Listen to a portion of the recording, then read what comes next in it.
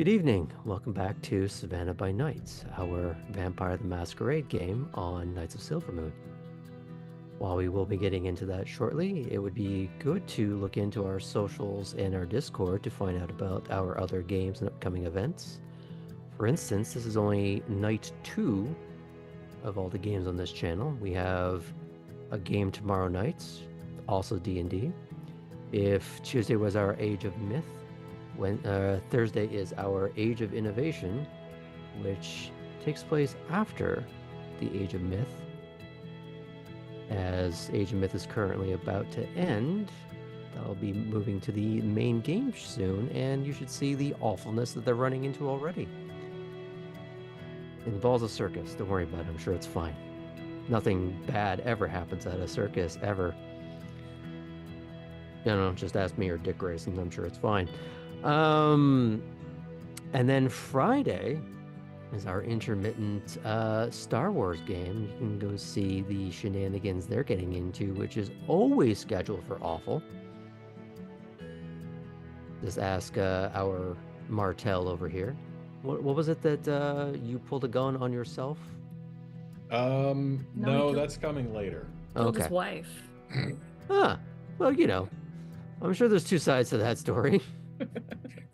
There's only one. We just don't know it yet. Wait, is our vampire game the most tame game of the entire week? Oh my god. I mean, I suppose we are due for another character death. Challenge accepted. Wait, hang on. You really wanted to poke that bear? No. We could put an actual bear. That's true. Mm-hmm. I could find one pretty easy. I mean, we could all that find exact one. session. Look, that's a different bar. I'm sure we can go and find one in Savannah. Chucks. I mean, exactly that. But unless there's any further announcements or anything for anybody This Tuesday is not our Age of Myth. Come join us in 2 weeks for our final battle. Will we survive? Will we all die? Who knows? This Tuesday, Aaron is running a special birthday one-shot for the old Game of Santos crew. It was the much long, 4 years campaign before Age of Myth began. So come see, if you've been around with us for that long, come see some familiar faces and familiar characters. God, as I have to remember how to do and that Graham accent. try to remember how to play them. Well, how do Warlock do thing again? Eldritch It's Blast. easy. Just short Hold on, rest. hold on. Right, For right, you right. though, Blast. it's Eldritch Blast. Eldritch Blast. Yeah. All right. So, without further ado, let's tell a vampire story.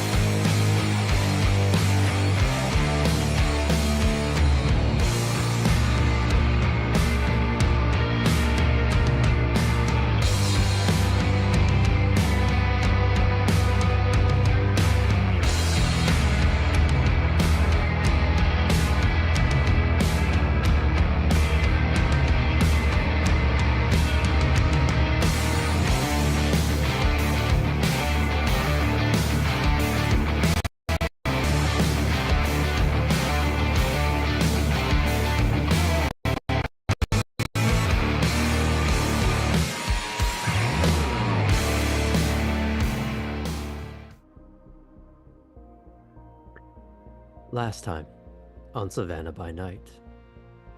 Ellie's attempted boosting of a car did not go anywhere near to plan, as they were forced to ditch their now compromised vehicle in a random nearby neighborhood. Lila, sensing that Ellie was frustrated and retreating inward, tried to prick them back up by taking them to a Bruja-owned junkyard. The younger Nosferatu eventually was shown an old relic of a van that could be an ongoing project for them to work on. Kate received a rundown on how and where the Ventrue-owned security company operates. From small businesses to larger institutions, Veritas has eyes, ears, and sheer manpower absolutely everywhere across the entire county, giving the younger Ventrue the start to an answer on how the clan, and specifically the prince, has maintained stability over Savannah for the last 160 years.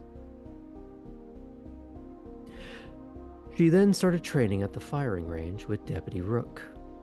While Kate did not display the aptitude of a combat savant, she did, however, impress with her ability to take not just instruction, but constructive criticism. For her first lesson, she was able to acquit herself well, and show that, most importantly, she could be taught. Cora was summoned from her cemetery jaunt back to Wormslow, where she was met by Grace, the whip of Clan Malkavian. There, the incisiveness of Ms. Holloway pulled Cora back into a familiar feeling of employee and exacting employer. A job and living arrangements were put on offer, though with the stipulation that Cora would be working directly for both the whip and the Primogen on an on-call basis. That, regardless of whatever she may be doing at any given moment, she would be expected to drop it and do whatever the task assigned to her was. Cora agreed. She then went back to the stone cottage, possibly for the last time, and began to admire a blue hibiscus gifted to her by the Tremere Olivia.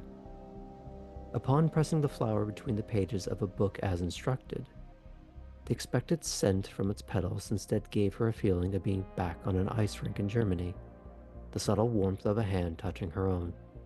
But, like all good things, the sensation was over far too soon. Artem began in earnest with his assigned endeavor of renovating the Seneschal's long-standing home. The house itself was still structurally sound, though in dire need of cleaning and triaging the furniture and upholstery. The younger gangrel did his best to preserve as much as he could, but everyone involved was resigned to the fact that a great deal of it would still be fueling the growing bonfire on the property. With that sorted for the evening, he then proceeded to try his hand once again at hunting for bigger game. Surprisingly, there was even less drama than before, as he was able to lure a full-sized alligator into his clutches. But as always, even with animals, not draining it dry and leaving the creature soundly sleeping it off. Tabitha was awoken in her chosen sewer by the sensation of rats crawling all over her, which, contrary to Artem, made feeding far, far easier. She then hitched a ride with Lila, where she found out a bit more about Garrick, the Nosferatu her sire told her to seek out in Savannah, but was already dead before she arrived. Lila gave her a few thoughts on how to improve and grow, primarily about using her head, which was rather prescient given how Tabitha lost her wits for a moment and blurted out something on the phone that, while not a true breach of the masquerade, became a teachable moment. How carelessness can be a slippery slope to ruin, and not just for her.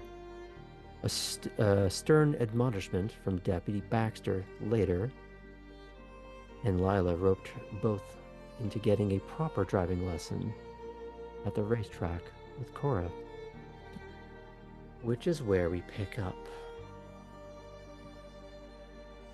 Ellie, Tabitha, and Lila are in the van, heading over the bridge towards Hutchinson. Is there anything either of you want to say to each other or ask of Lila?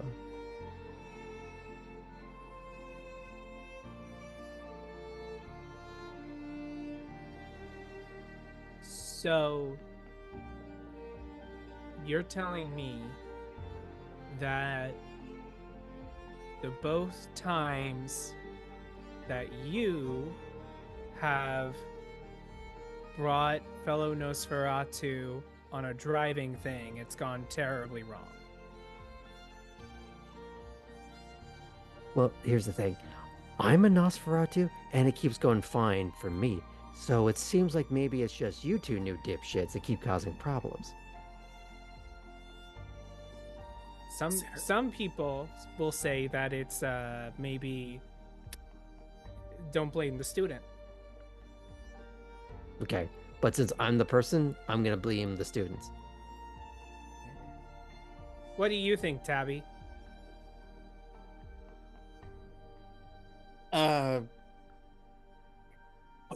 Not. I abstain. Also, Tabby turns to Ellie and is like, "What'd you do?" This wasn't my first choice of vehicle. Yeah, why didn't you tell her what happened? I tried to hack in to well, I successfully got into a garage to steal a van, and instead of turning on the car with my hacked device, I set the alarms off and might have crashed the car through the garage and damaged some property and had to abandon the vehicle because it was pretty much a wanted vehicle. But hey, and Ellie, like, while driving, Ellie, while driving, takes the gun that she got out and just goes, "I got this." Fuck, dude. Lila is going to immediately put the hand over that hand and put it below the eye line. Yes, I am sorry. surrounded by mediocrity at all levels, at all times. Thought I was supposed to be the screw up. Okay. Are you still wait. blaming me, shitheel? Okay. Me? Well, Both of you. I didn't blame you for nothing.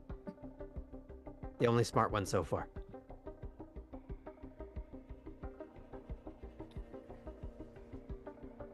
okay. Well, I'm sorry. You're your still car trying to thing wave didn't go this well. thing above, like, the dash.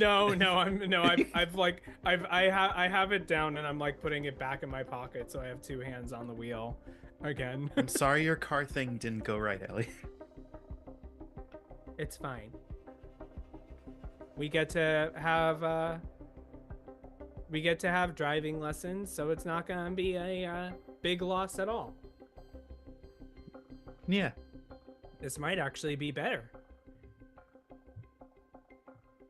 Now, here's a question for the player, Sam. Yeah. Are you lying to them or are you lying to yourself? The reason why I'm saying this might be better Mhm. is because this is a perfect excuse to get close with one of the new bloods. Okay. Now, we had discussed a few things off screen in regards to that. Yes. Is that still your plan? That is still my plan. Okay. We will come to that eventually, in theory. If you Or can we may find... just crash the car and won't be an issue at all. Well, you are going over the bridge, so... Oh, wait. Yeah. No, you Don't worry, fucking I don't make crashed you this roll car on right now. basic transit this time. Is there anything else you want to discuss in that little amount of time, or shall we move the scene along? Either of you. I'm just gonna ask. I think I've already asked Tabby some questions about Cora in a previous discussion, so I think I've learned as much about Cora from Tabby as we have right now. I don't think they've interacted as much since then. Tabby, is there anything you want to add before we get into the rest of this?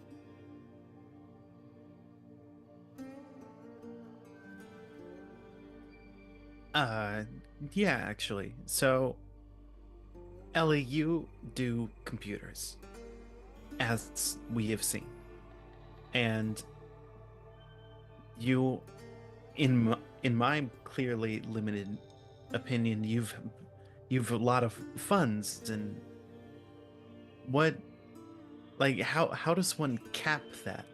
Like, how does one? Do you just have unlimited funding? Is that a thing that any of us could do? Something that I could do? Well, you mean in terms of getting the funds? Sure. Well, step one. When you have access to certain parts of the web, you have access to, well, theoretical unlimited amount. I mean, this is even beyond making a couple crypto scams here and there. But you know, I've in a previous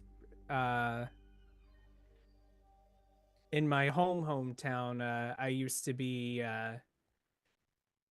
my trade was in gathering secrets and blackmailing people for them. A lot of wealth in that. It's important to realize that wealth isn't just money, it's information.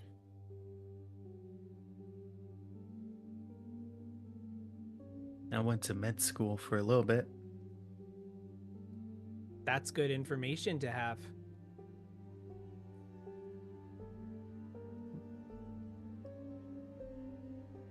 The important thing I've always learned is to not immediately let someone know That you were in med that school you for a little know- bit. Sorry, what? Not to immediately let someone know you were in med school for a little bit.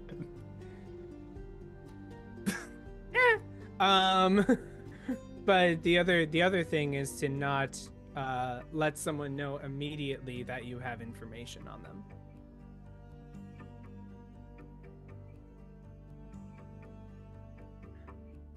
And to always cover your tracks, which I'm very good at doing digitally. Physical world can be a little more complicated, but digitally I'm very good at covering my tracks. Cool.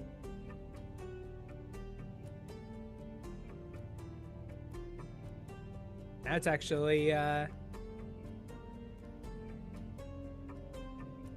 actually how me and Lila got to know each other.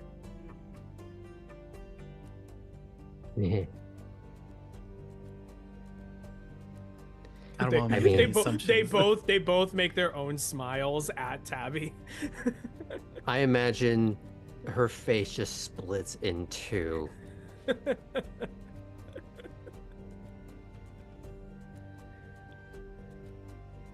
I don't want to make any assumptions about how this initial meeting went. Did one of you scam the other one?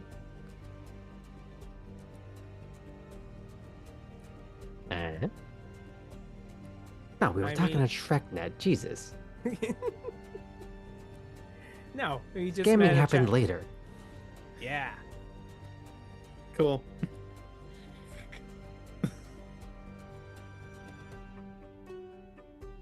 Well, I hope I don't fail to get this car.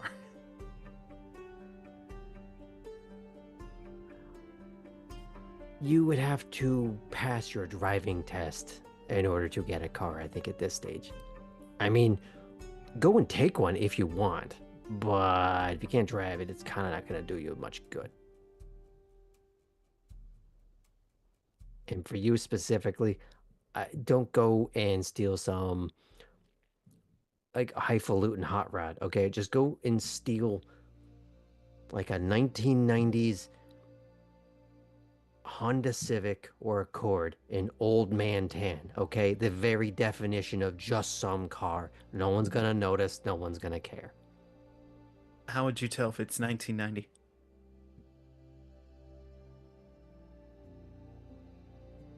Is that something I should know?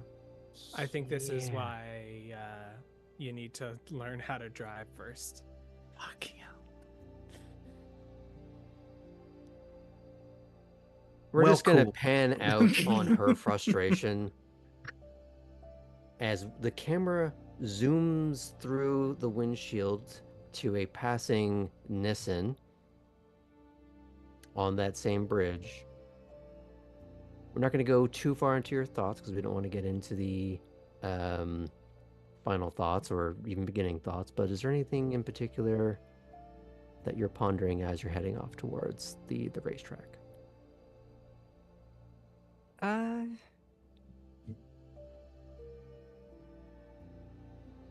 Thinking perhaps I should dial Titus before we arrive, Mm-hmm. just to make sure that we're okay to use the space. Mm-hmm. Would you have wanted to call him before you left? I would have done so, yeah. Okay. Do you want to do that call, or do you want to just leave it at that's been dealt with? I suppose it's fine if there's nothing particularly interesting. If he's okay with it, then We'll presume that's we're good. already dealt with by not even just you, but by Lila clearly going, Perfect. So, Then in that case, no, I don't want to get too deep, like you said, but she thinks about how. Never mind. We'll get there when we get there. okay. Since you're pulling ahead, you are not necessarily breaking any traffic laws, but you are making use of the fact that this car can weave in and out honorably when you desire to. But you are certainly going to get there first. And you do see someone opening the fenced gate. I'm going to let you make a perception alertness check. I think I know who it probably is, Mm. but we'll do this. Perception alertness. Mhm.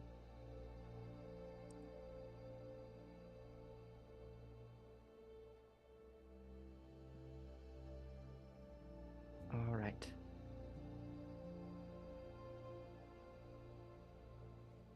Three successes. Okay. He's dressed differently. And you can tell by the sag of the shoulders that his pride is gone, but you recognize Jimmy. But you also see the shoulders that are already slunk just dip down a little further as he sees the car that used to be his driving in without him. You know, as I pull up and he's opened the gate for me, I would like to slow down momentarily and roll down the window and ask, well, wait, does he have a car there with him? You would not know. Okay. Do you need a ride back to Titus's? Did he make you walk out here to open the gate? He stares at you, the car, the length back, and just... No, it's fine. I have to wait for somebody else coming. All right. See you, Jimmy. Do you let him say anything, or do you just window up, gun it, go? Yeah, you know what? Yeah, I'll just go.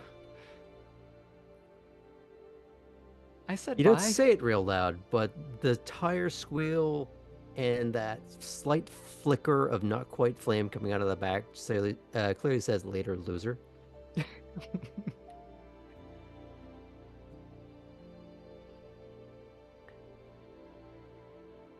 So you head on up. You find one of the few real lights that are on. Like, there are smatterings of lights along the track just to illuminate parts of it. But in terms of like a nexus of light. You see one of the pit garages open. I'm assuming you pull up Perfect. there. Yes, I do. Okay. You can't pull in because there is a very familiar work project there. Mm. It's been stripped down. Panels are gone. Interesting. Okay. Hood is gone.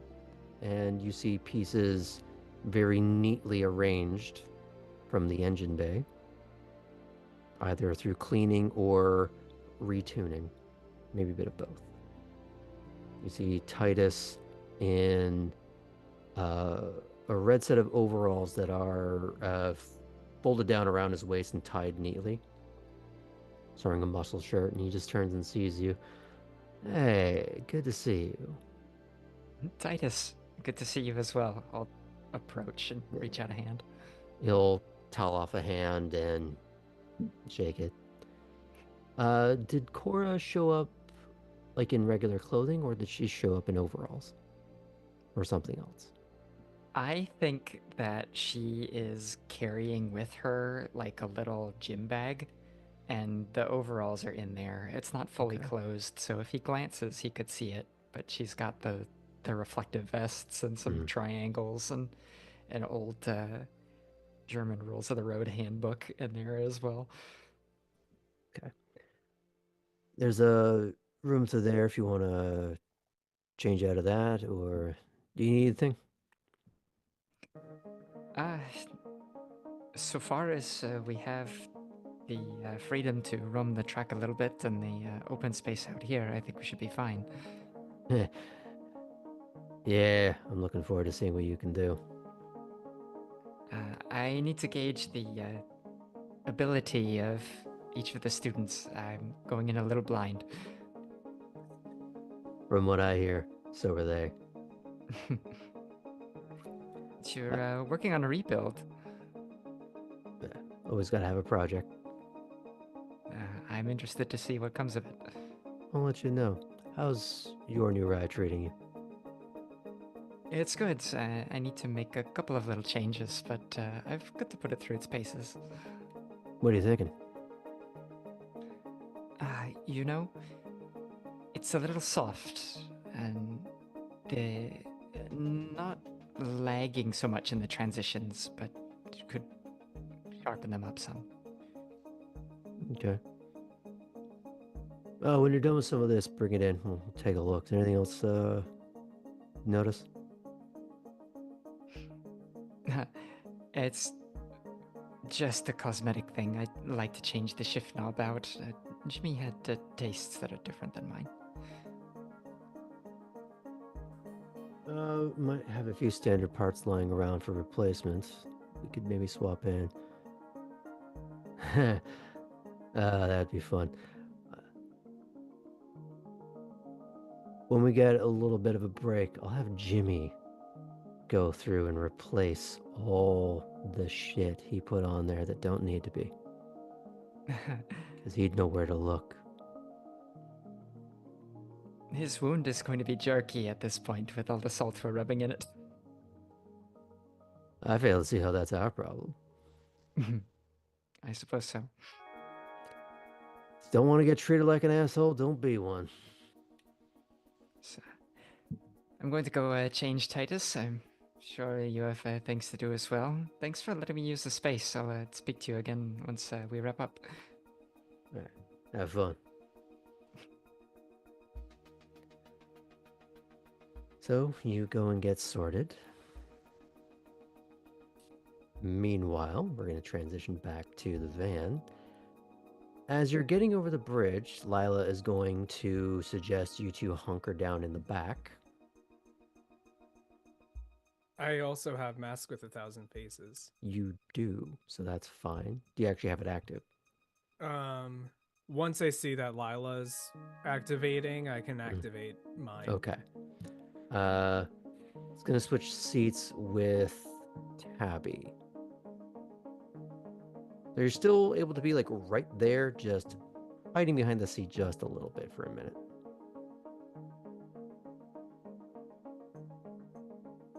There you go. That same forlorn schmuck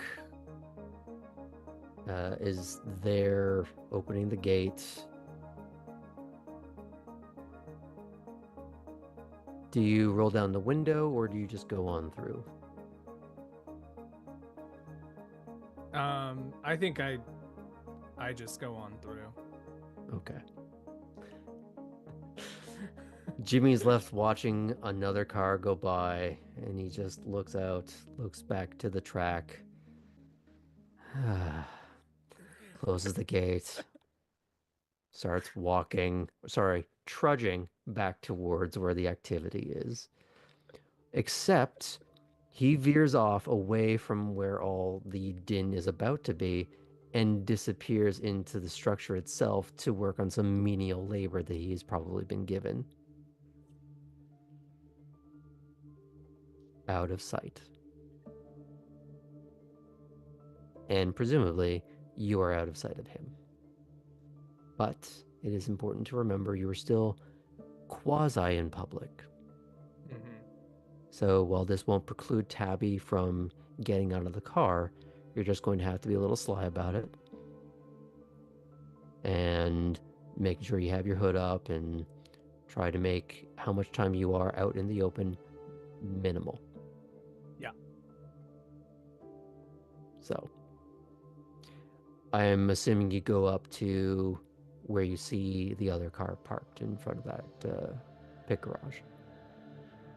Yes, I do. Okay. Follow Ellie. Well, you are in the van, so Well, you you're kind in of the car, so I Oh, really hope I thought you we do. got out. Yep. Cool. In that case, I will remain still in my chair seat. So as you pull up and you stop, Lila's going to get out, and you see her rather spiritedly talking with Titus, and you see him reach out to shake her hand. You see her turn around and wave to the two of you. As I'm going, we know this is Cora's car that I'm next to. I don't know if you would know that, but Tabby very much would. Okay. I go to Tabby. I'm like, is that Cora's? Yeah. Great. I'm gonna go. Maybe. I'm going to out loud to Tabby. Wow, it's a nice looking car, and I'm gonna take my phone out and take a picture of that while keeping the license plate fully in view.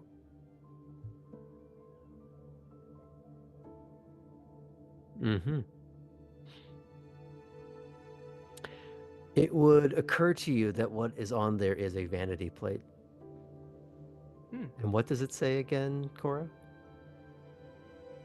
Why it says, well, you could interpret it as Bone Racer, but you could also read it another way, which is I'm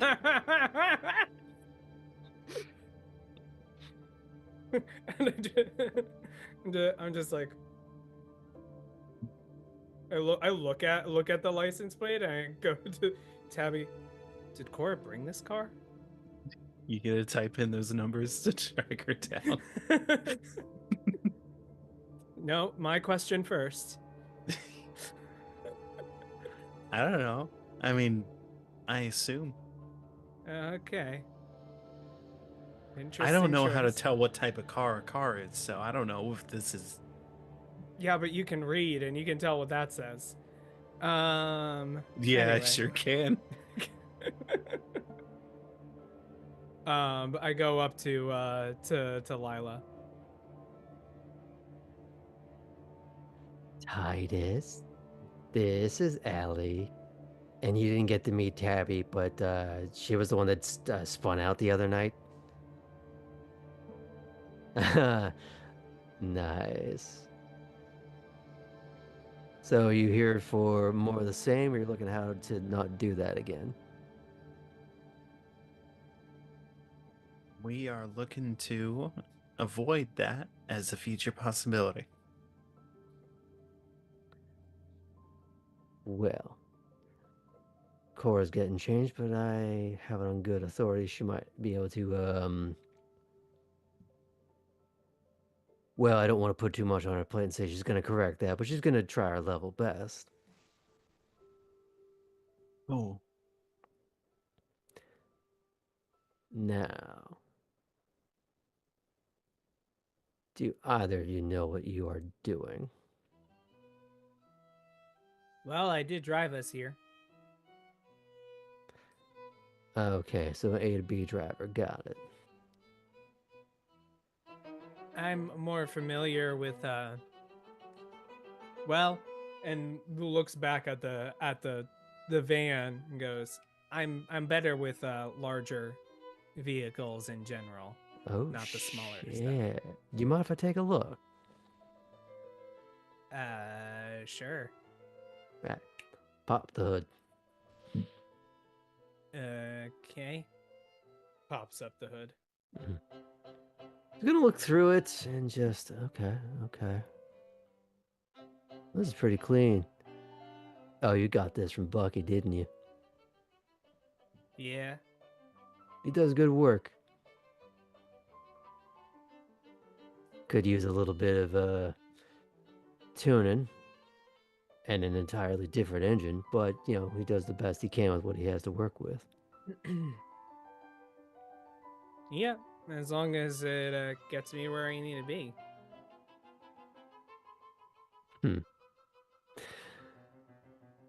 Well, let's see if you can just make it around the track without exploding, and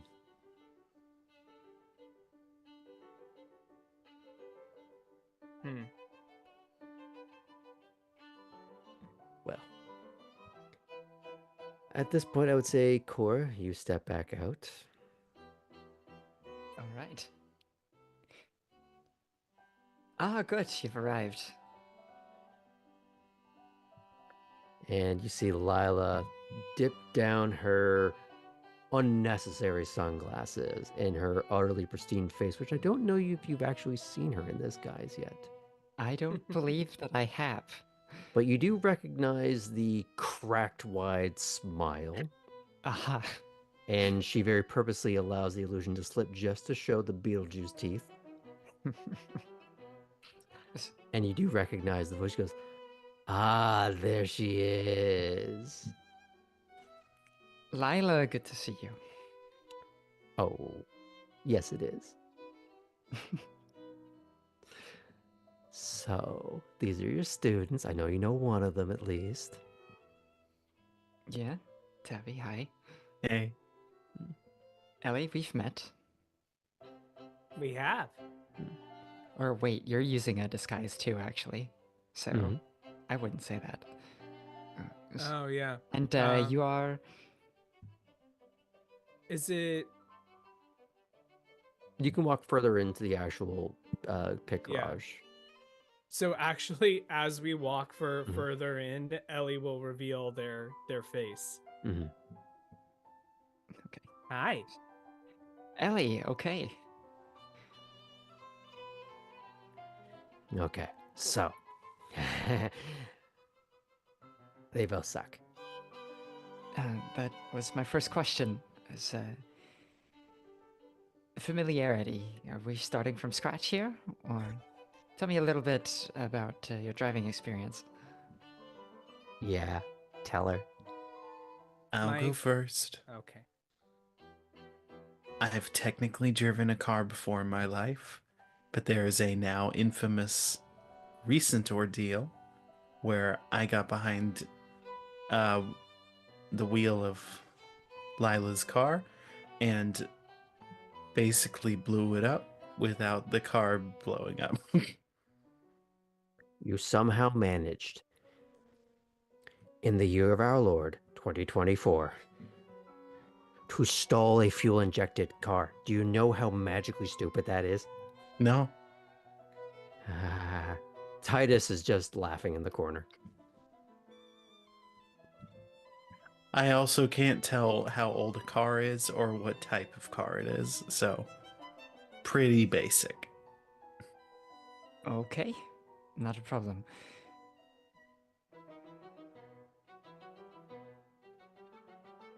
Cora thinks to herself, was she the reason my race was delayed?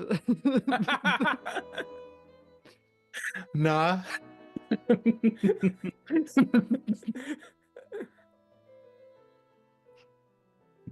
I've driven mostly just things back and forth. I haven't needed to do any high pressure situations in a while. Okay, how often do you drive?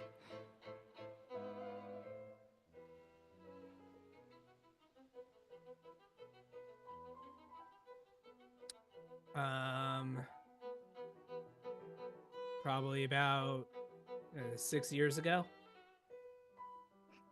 Ah, I see. And Okay. last night. And last night and tonight. So Is there a similar inciting incident that's brought you to this class today? I didn't stall a car.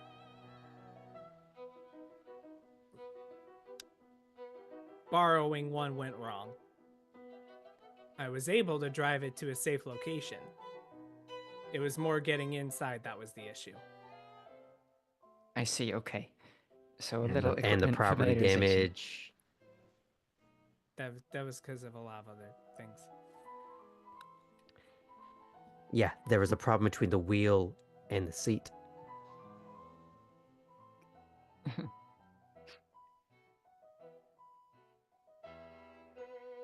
So we obviously basically don't need training. So I have some idea of how tonight's going to go. If you want to go ahead and follow me outside, we'll go ahead and start up. I think the important thing is to do a little refresher of the basics, and then to focus on maintaining control under pressure, because there's one thing that two stories say to me. Understood. What's Now, 2 stories? for the sake of expedience, and because of Ellie choosing to drive a bulky van, Mm-hmm. let's put the two of you in that. That is what my suggestion was going to be, actually. Okay. Or it's like, not my vehicle. If anyone's eyeing Cora's car, she is going to state it's better to be doing the learning in something you're actually going to use. So if you're already comfortable, the seat is set up the way you like it and everything like that, then that's perfect. Could we do a little walk around first, make sure it all looks good? Sure. And I will say probably Ellie is going to let Cora lead a lot of this for Ellie's lesson. I will say everything is in pretty good shape considering the age of the car. It's not pristine by any stretch of the imagination. It is what it is. It's a 70s ass van. If there are any little faults or interesting things about the vehicle, Cora would like to call them out and call Ellie's attention to them.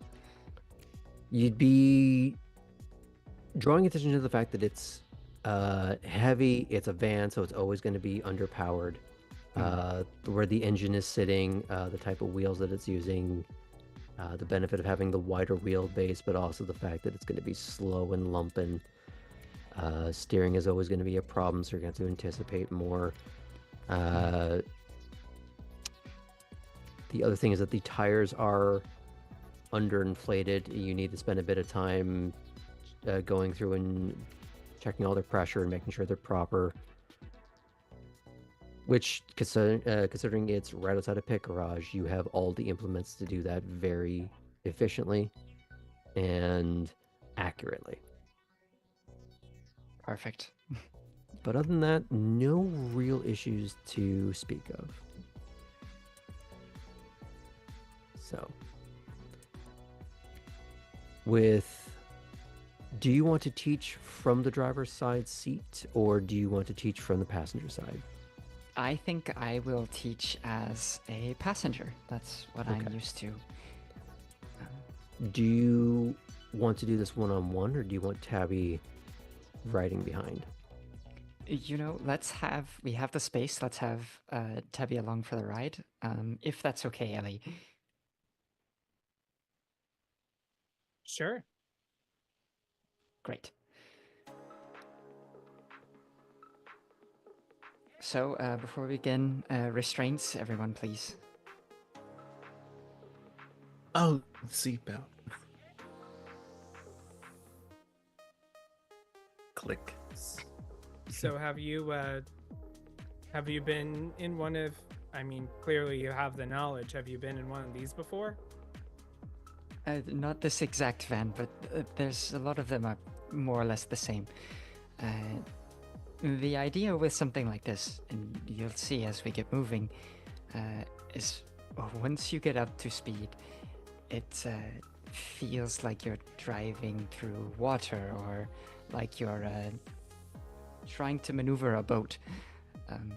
You're going to point it a direction. It's going to take a while before it wants to go there. So the key is to think ahead.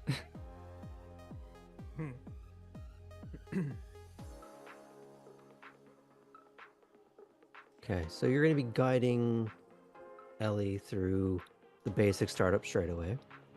Mm-hmm. You're going to find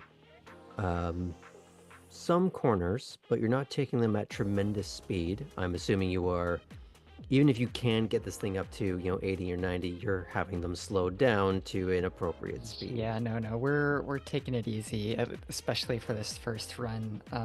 The first thing Cora asks Ellie to do is, before having a whole lot of exposition about the drive, is just take me around the way that you normally would. And she's going to sit and watch and feel.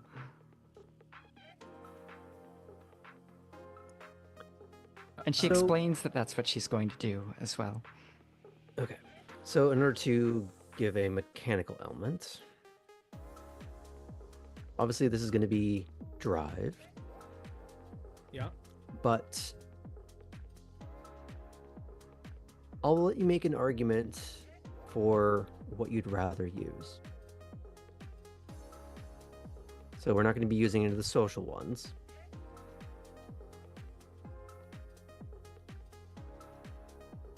I want to do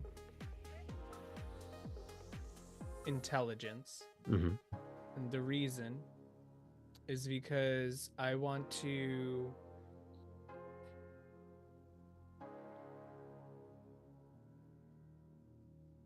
I almost want to have I think Ellie can generally get from place to place and be fine, but also like wants a reason for there to be more lessons, so is going to maybe like go just like a smidge too fast on like this turn or something like that, just to like for there to be like obvious notes. I mean, there may be other notes on their driving in general, but they don't want to be like too good where Cora is just like, we'll just have this one lesson and we'll be done. Okay. Do you have anything in performance? I don't. Okay. Okay. Interesting. Do you have any other talents or skills that you think might, maybe deception? Deception. How much do you have in that?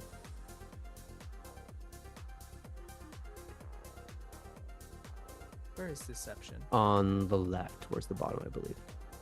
Oh, you mean streetwise or subterfuge? Subterfuge, my apologies. I don't have anything in subterfuge. Okay. I have streetwise, but Nope. yeah, not. So I'll let you do this. but it's going to be difficulty 7 because you're not a strong driver and you're trying to sell a particular image of your driving. Another thing is that I could do drive and perception because I'm also trying to get a vibe of Cora's feelings as I'm driving. I would say that would have to be a separate role, and if I were to have you do it while you're driving doing this task, it would be harder because you're multitasking. Okay, that's fine. So let's leave it for now just the intelligence and drive. We're going to do this at 7. Oh, okay. Because you're trying to show that you are competent behind the wheel, but not too competent. You were trying to anticipate the road as you're seeing it with a heavy-ass vehicle that you're still just getting to learn to drive. Oh, wait, that's a D100. That's not what I'm supposed to use. That would change some math. Yeah. Okay. Not bad. That's 2 successes. There was a 10, but it got negated by a 1. Okay. But 2 successes. Okay.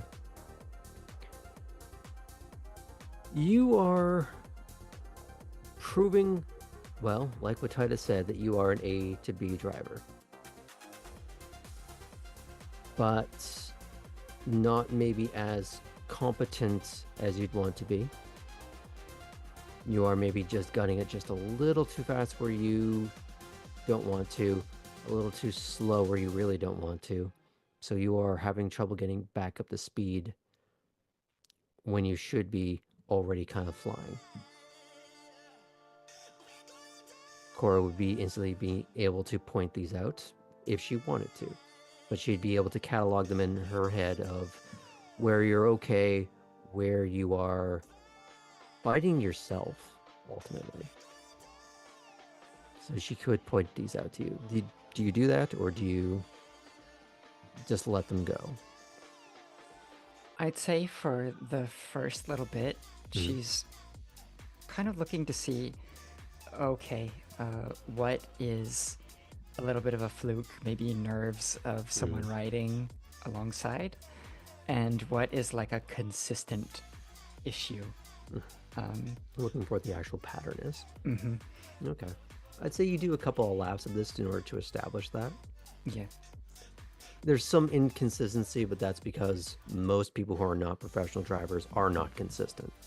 Yeah, it's in probably lap 2, not all fully way through it. She starts commenting. Okay. You're starting to get some correctives. I'd say because you're not doing a strong performance, some of your deficiencies are actual.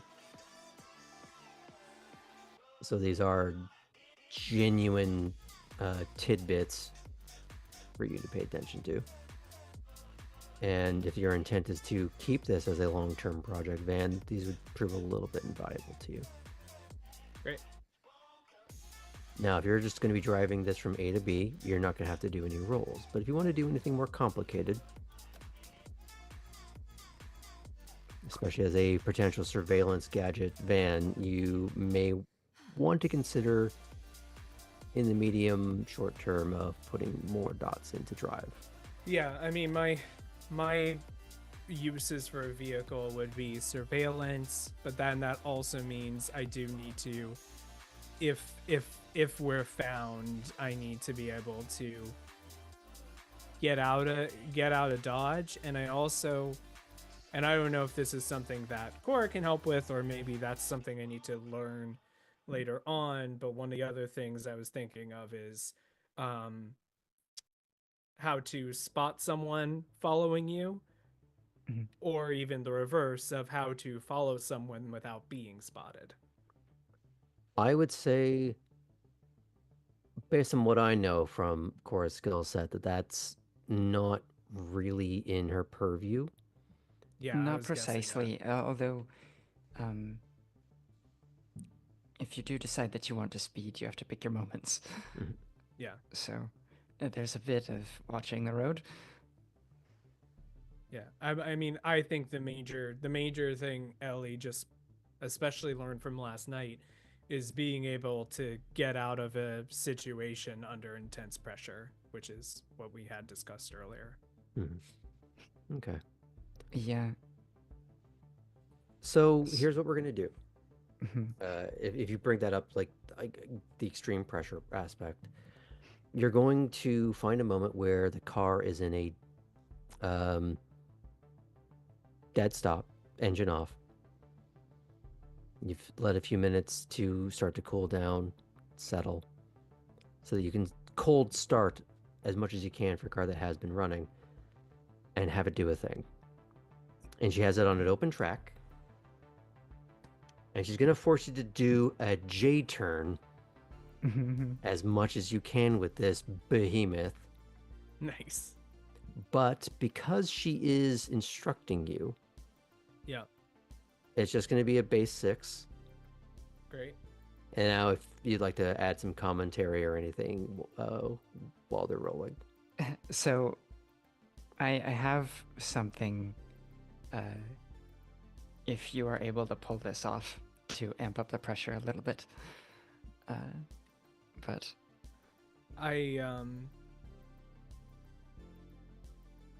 sorry, am I doing the same thing? Intelligence and drive? This is going to be just proper. Actually, hold on. Because it's not an entirely stressful situation. No, sorry. We're going to go with Dex and Drive. We're going to do Dex this. and Drive. Great. Yeah. I was thinking about wits, but I mean, wits and dex are the same for me. Okay. So wouldn't matter anyway. so Tabby, as we do this, you're going to want to hang on to something.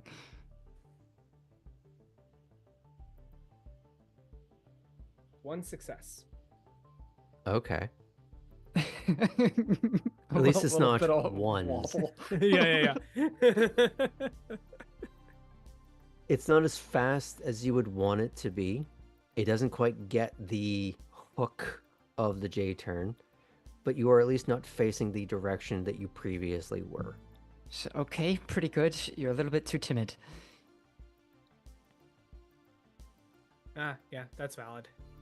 You definitely hit the gas too late, or hit the wheel too late, Right. and you're not getting that centrifugal force how you want it to. You're not changing gear at the right time, but that's something that takes time and practice. So I would say you're doing a few maneuvers of this. Mm-hmm. And because you rolled just all one, you know you're going to have to change tires soon. These were not the best tires to start with. They were functional. They're okay for driving around. But this is like proper tarmac for traction. So it's like dragging an eraser across paper at this point. You're going to have to change those out soon. Yeah. So luckily, I'll tell you what. I'll we could just do one say- more, but we probably need this to. Yeah. The thing I'll add is that you do have money. You can buy tires on your own later, but you might need help on how to even pick those out. Yeah. Which you have people around you that can help with that. One of them being in the car with you right now. That's true. So yeah, we are putting your tires through the paces. I didn't talk how this is all going to go in terms of reimbursement or anything like that, but I'm not going to be paying for your new tires, so that is something. Oh, you need don't to worry, consider. I got that. Yeah, I got that handled. You don't have to pay for my new tires. And now, oh well, good. Okay, I'm glad. It seems like you have that under control. There are, even for vans like this, performance options that are available in your wheel size. If these are the kind of things that you want to do, I would suggest you go with those. With the kind of wet weather conditions it seems like we get here sometimes, Continental's a good option. I know a couple of them. Well, we do. Sorry. Here they probably do you think they have tires for sale at the raceway? This is a question for Graham. Not for your van. Okay. That's what Cora so- would say if you asked Cora. Yeah. Yeah. So Ellie will just be like, well, then maybe after this we can plan a time for you to help me get new tires. I wouldn't necessarily mind that. Sure. Why not? Now, remind me, did you guys swap numbers before? People took pictures of my number. I don't remember what Cora did.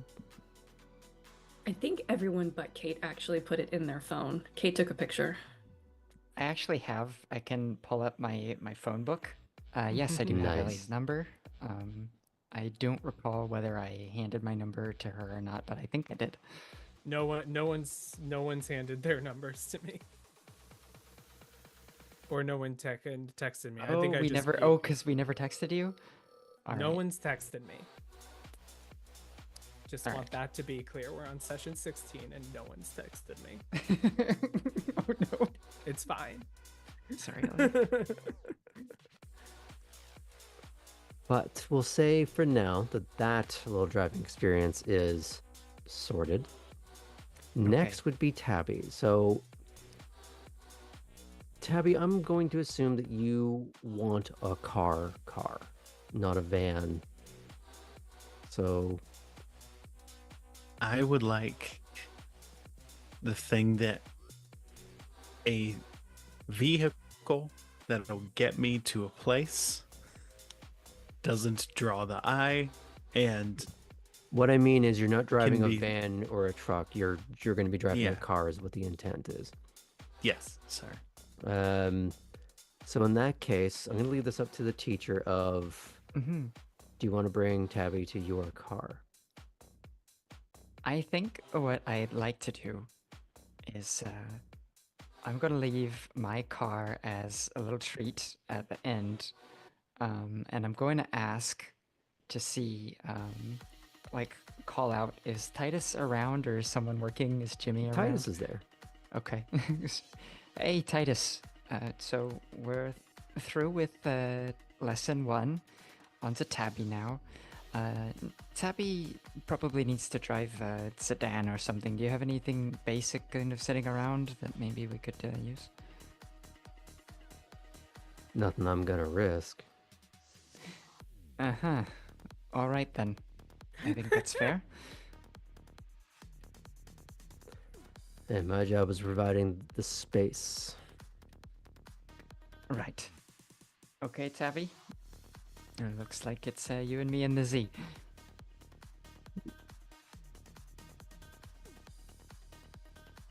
You'll remember it.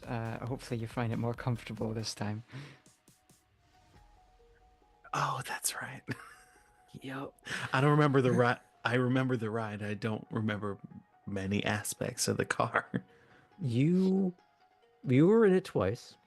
You were in the trunk the first time when you arrived, and then you were sitting in Poppy's, lap. An oversized I Labrador. do remember that part. Yeah. It's one of the reasons No. I didn't absorb many other aspects of the car. So you were going to have Tabby sit in which seat? You know, we have to start somewhere. So, Put on these gloves. Tabby, why don't you step into the driver's seat and we'll just take it really slow to start out.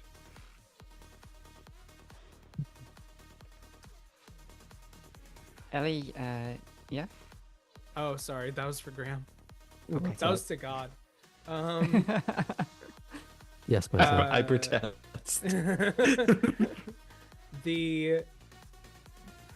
Considering that I'm getting the sense that I will not be in this car. Mhm. Oh. I think I know where you're going. Go ahead. Okay. Go ahead. I was wondering if I could do. First, Ellie wants to check Hmm. if in this garage that they're in, if there are any cameras.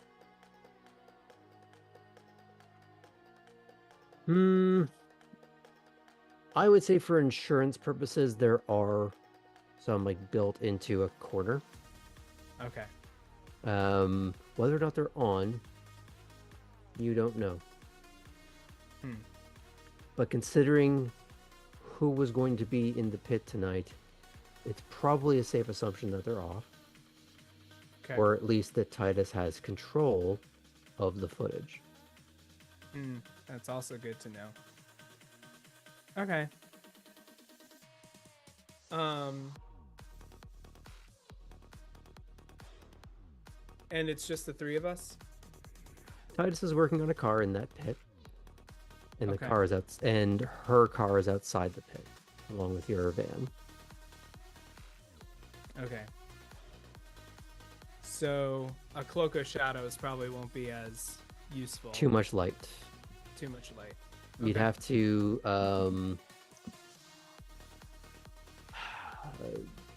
was it like vanish from the mind or something? I'm trying to remember what that power is called. Oh yeah. I know what you're talking about. Mhm. I have just enough for Mask of a Thousand Faces. Okay. So I'm not up there. Okay. So what I'll do while they're doing their tests is maybe talk to Titus for a second. Okay. But I'll let We'll come back to that. Yeah. All right. So, lesson 2. Lesson 2. And so I'm gonna do what I was gonna do before with Ellie, where even a botch would not have crashed the car in this instance. We're just gonna see how well you drive. Just in terms of... Go ahead. Cora also with Tabby starts out with like, basically, let's go through and have you touch every component inside the vehicle and tell me what it is and what it does. And Did you do that with Ellie, or is this an extra step? This is an extra step for Okay. Tabby, based on the severity of the precipitating incident as explained by Lila, Tabby, and Ellie. And I think Titus's brief laughter earlier. Yes. Right goes room, left goes stop. Wheel AC. And then Definitely you know, calling it a throttle, even if that's not right. this is a manual too, so like getting used to that whole experience. So Ooh. Starting in hard mode, good. Can you take it off of manual mode? not this one. Okay. So there's a third foot thing. Look, Your it's drive a hard way roll? to start, but I promise, if you can figure this out, you're going to be in a much better footing because there's a clutch. Then Your drive roll is going to be at a 7 now.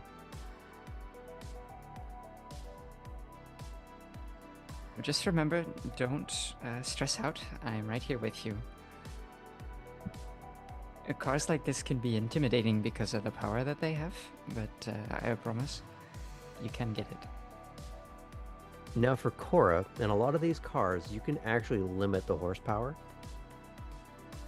You actually have like a dial setting that you can do in a lot of these Z cars. To like govern it Yeah. on purpose.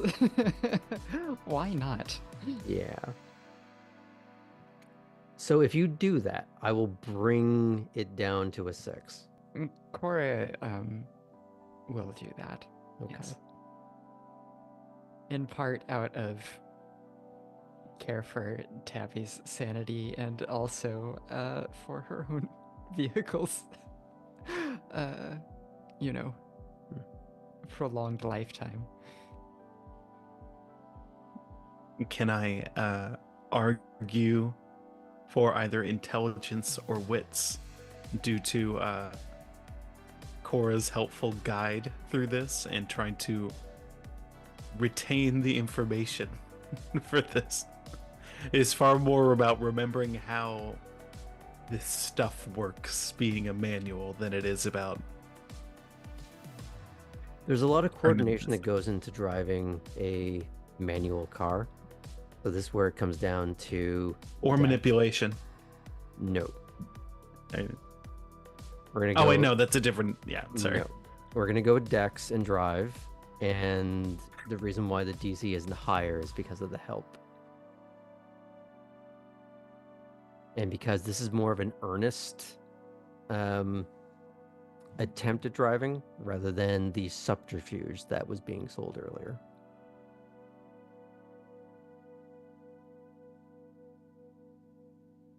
Whose successes? That's new. Very good. Oh my god, the car started. It's going in reverse, but it is going. Oh shit. No. Okay, so how many successes are we talking here? Of the 3 dice, that is 2. No ones? No ones. Wow. If the test was 6s and not 7s. It is. So, you manage to go in the correct direction, so that's a start. You are not spinning out. It probably helps that the car is artificially limited to what it can do right now. So it is a safety net that Cora has graciously employed for you.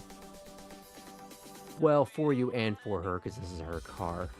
And she knows what happened last time. And I'd say at first, too, we're not going on the track loop. We're using the big open staging space beside the pit and the facilities before we get out onto the track, just so there's a little bit of time to, you know, get used to moving around. Just the start and stop of it. And I would say there's still that what every manual driver, first time manual driver goes through is that awful clutch sound. Yep. And the start and stop. And do we have to take it faster than 1? Yes we do. Okay. I'd say with just a 2, your win was being able to move the car in the correct direction, but you are still having that struggle to find the gear. You are having to have that pointed out. And if we're doing lap times, yours is significantly slower than the van. But you're not stalling. It's just slow. You have accomplished forward. This will get better over a couple of laps, I'm assuming, because, again, new driver, for all intents and purposes. You need to give them that time to get used to it before you start taking into consideration what their problems actually are. Because the main problem is just getting them going. You do get to correct a little bit of that over time. And that's going to be the main hurdle you're dealing with. So, we'll do a few laps of that. You'll be okay. You're not Mario Andretti, but you're fine. You've at least completed several circuits of this racetrack without incident. All while Lila is watching. And when you do finally pull back in or up to the pit, Lila is grinning. Hey! Why couldn't you do that last time? I don't know, cars. And for added bonus, I will say that during all of this, somewhere, a window in this facility, Jimmy has his face pressed against the glass, like a Garfield stick on, just going, And then goes back to doing whatever menial task he was given.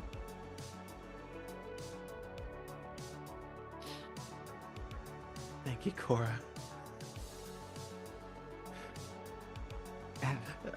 See, Saying- that wasn't so bad. Saying like that mix between like emotions are high that like tone and volume are rising, but you're actively suppressing it. So it's like, glad I didn't break your car.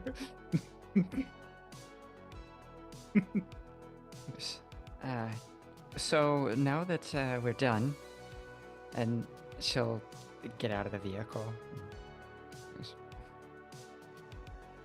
Would anyone like to take a ride with me, just a lap each, show you what it is that you could eventually do? What's the opposite of calling shotgun? Trunk. You'll No, I have want to see. Scissors, Ellie has paper, her hands stone, or straight. something to decide who goes first. Okay. I'd say Ellie. And then Lila's going to take Tabby aside to at least let her sit in her car. Not start it up, not go anywhere, but just you've redeemed yourself enough that she will let you sit behind the wheel without the keys. And Answer considering your what you lap. did the other night, that's a win. I ain't touching shit. Mm-hmm. Okay. Very polite and a seen and not heard type of posture. As Ellie gets into the car with Cora, I'm assuming Cora is driving to do your flying lap. That's right. Okay. I'm assuming you dial it all the way back up. Mm-hmm. Restraints? Okay. So we're going to do 2 rolls. Because this isn't just you driving from A to B either, Cora. No. And I would say because you've been going back and forth across this track, you've been learning it very well. Yeah. Yeah, this is a great opportunity. So I'm going to lower this. Is your background and everything. I'm going to lower this to a 4. Ooh, okay. Because we're going to highlight the differences between the driver and the other drivers. So you have more Sure. dice and a lower threshold across. Now, while you're doing that, I'm going to have Ellie do something. Because I assume you've gotten into this car for an ulterior reason. That is just so correct. Now, about the table, what is that reason? Above the table, I want to put a tracker on the car so I always know where it is. Okay. Now, you would also know that one tracker is not ideal. Yeah. Most people, if they're doing this, would put multiple and different kinds. But you're doing this on short notice.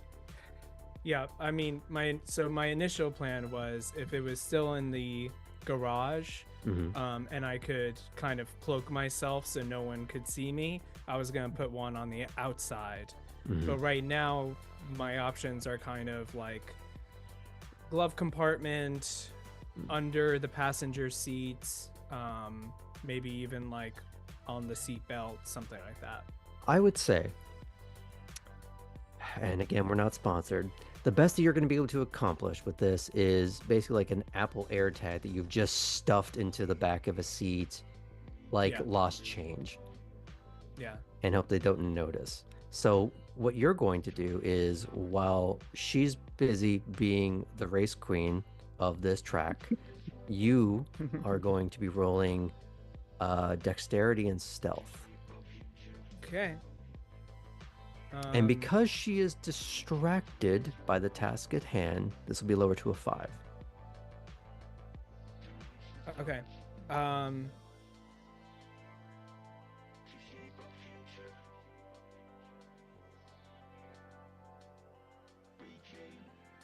I'm gonna use a.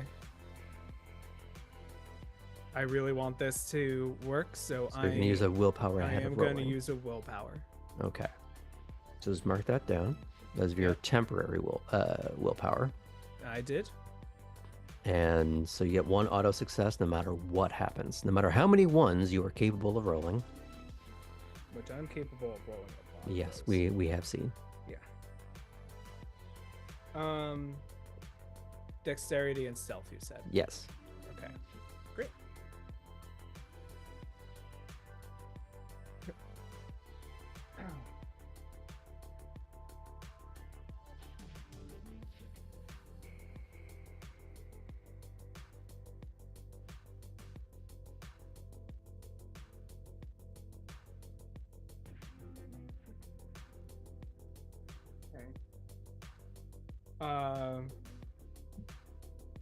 Plus the willpower, that's 2 successes. Okay. Now let's check in with Cora and her rolls. 5. 5. Okay. You are making a demonstration. You are not just flying around a corner, but you are gliding, and in some cases finding those moments where you can drift. Not Tokyo drift completely, but you are finding those little moments, those little pockets of being able to just go through a couple of S curves with minimal drama, finding the lines, because you were finding them all slow earlier. But the lines rarely change regardless of speed. It's more just a case of the track is what the track is, regardless of what you're driving. This is always going to be the line. But now you battle this slow practice like you've been doing Tai Chi for the last hour and a half. And now you're reminding people that you can speed that up.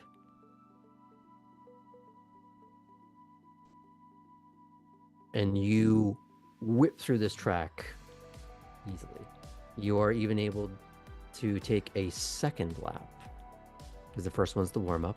This one becomes the flying lap. Excellent. And it's even faster.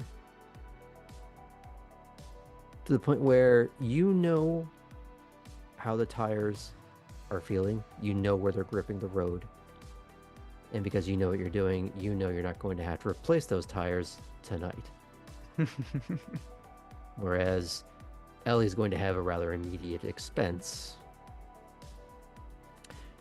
But because you are so focused on doing this properly, correctly, and maybe even reflecting on past times when you couldn't do this, because professionalism kept you at bay and you are doing the thing that you want to do. You are, perhaps, you tell me, reveling in this. Yes, absolutely. And with revelry comes distraction, where Ellie makes use of it, and we'll say, well, the hardest place to really clean in a car is where the backrest meets the seat. That abyss. Ugh. And I'd also add, Mm-hmm. Ellie has very long fingers. If I had realized that or remembered that, I probably would have made that difficulty lower. Oh, yeah. I mean, I didn't. It wouldn't have changed it that much, I don't think. Chopstick But, fingers. Did you roll any 4s? I rolled 1-4. Okay, so that would have been 3 successes, not just 2. So, yeah, you seated that thing home. Now, here's a problem. Because after this glorious display from Cora, you get out, both of you. Titus is waving Cora over to a now opened secondary garage pit. The Nosferatu are trundled off to the other one, out of sight of one Jimmy. You get out as you park it on the riser. Jimmy, you're gonna clean this car, every inch of it. You're gonna take off that fucking gear knob, that embarrassment, and any other aftermarket nonsense that you apply to this, gone. You're gonna go find spare parts, and it's coming out of your already meager paycheck. And you see Jimmy just finding new lows to sink to in that moment where his shoulders almost seem to touch the ground while still standing. Yeah, okay. And his upper body doesn't even really seem to move as he walks towards the car. He's just a broken, shattered husk of a man. I feel like I should add to this Cora and Titus as the evil jocks in a movie and like have her throw her overalls at him to wash. But I not Well, not at while this she's moment. still wearing them? Yeah, no, not right Not now. much underneath. Just making a statement. And clean this. More things you will never have, Jimmy. Now get to work. So do you actually throw anything at him, or you just think it real loud? No, I don't think I really have anything to throw at him. At You just present. point out spit on more him. things about the car that you want addressed. More like, I want that gone. I want that replaced with this, that, deep cleaned.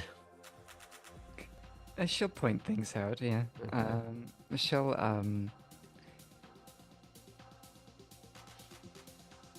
You tell him specifically that you wanted the interior detailed. Oh yeah. Of course I do. Yeah. Okay. This is gonna be fun. Because there is a chance that he could find. Does Jimmy have to make a roll now? He does. That's what I'm pulling up my app so I can roll some dice for this. So you got a total of 3 successes. I got a total of 3 successes, yes. Okay. I'm going to have him roll at a 7 because it's well hidden and he's emotionally distraught. Actually, we're going to put that in 8. Because of that. Oh no, my bullying went too far. To be fair, that's all Titus. So I'm going to have him roll 5 dice at difficulty of 8. Well, he did get a 9. Canceled out by a 1. Oh, Jimmy. So in his Walking Dead dejectedness, he finds nothing, which leads to calling into question whether he was truly thorough in cleaning the car. But from everything that you eventually see, he has done at least a surface level job. It's all sparkling and gleaming. The interior seems better than it was by a wide margin. But it allows you to get all changed up and cleaned and any other conversations you want to have while he's doing this. We are going to be closing the scene out too because we do have other people in the wings. But For sure. is there anything either of you want to deal with while you're here? Just the image of Jimmy, like having one of those old, crappy, like plug-in vacuums, but he like only has like the cylinder top, so it's like not getting in any of the nook. He's just jamming it up against stuff. Ellie's going to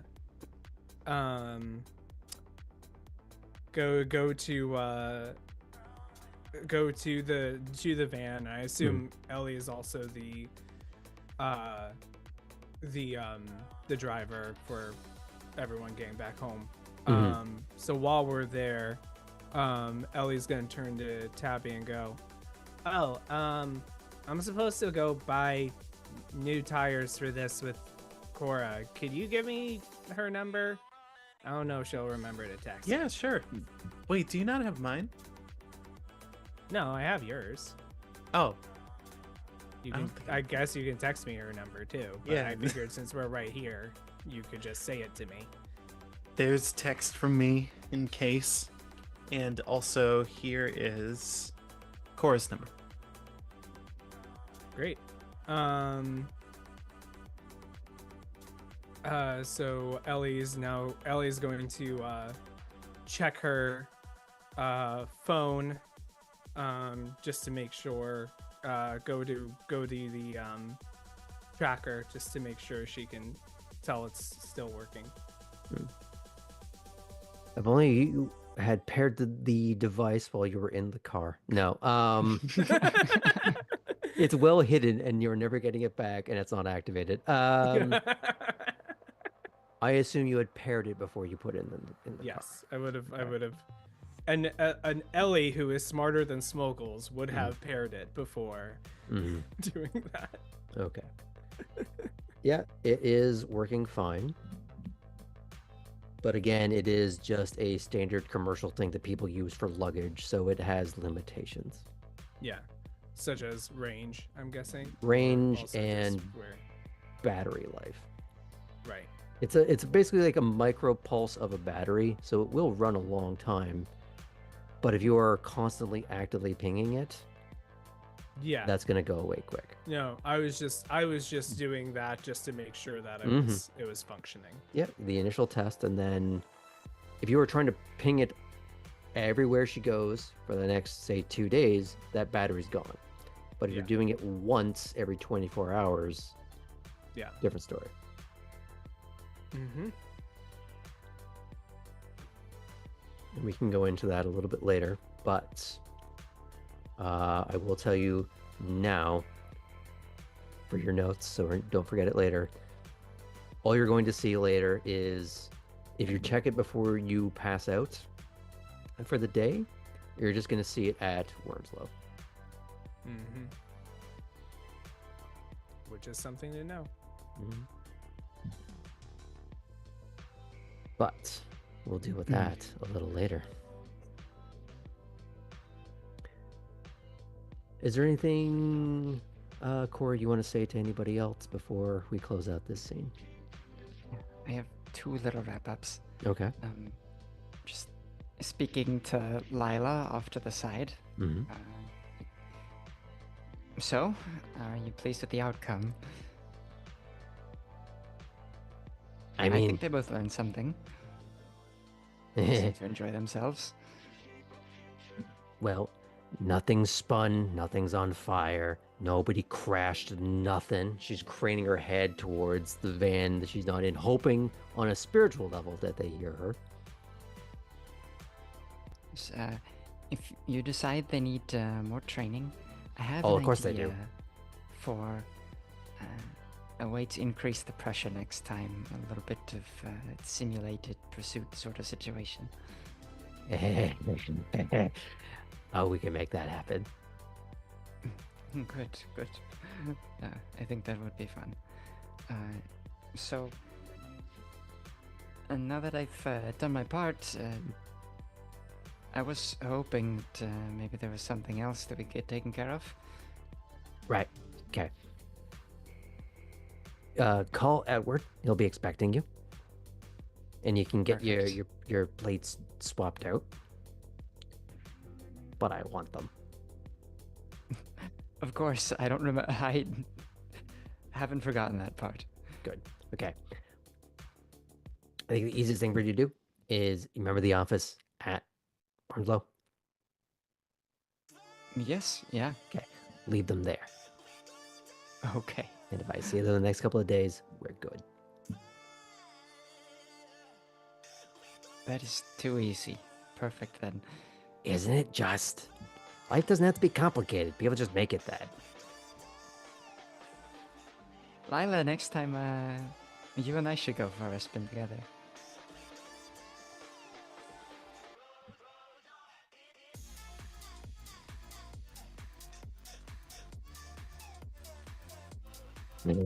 And she just slinks back to... And I actually have to retcon something. because Lila didn't bring her car. So Tabby's redemption of getting to sit in that car did not happen. Oh no. That's okay.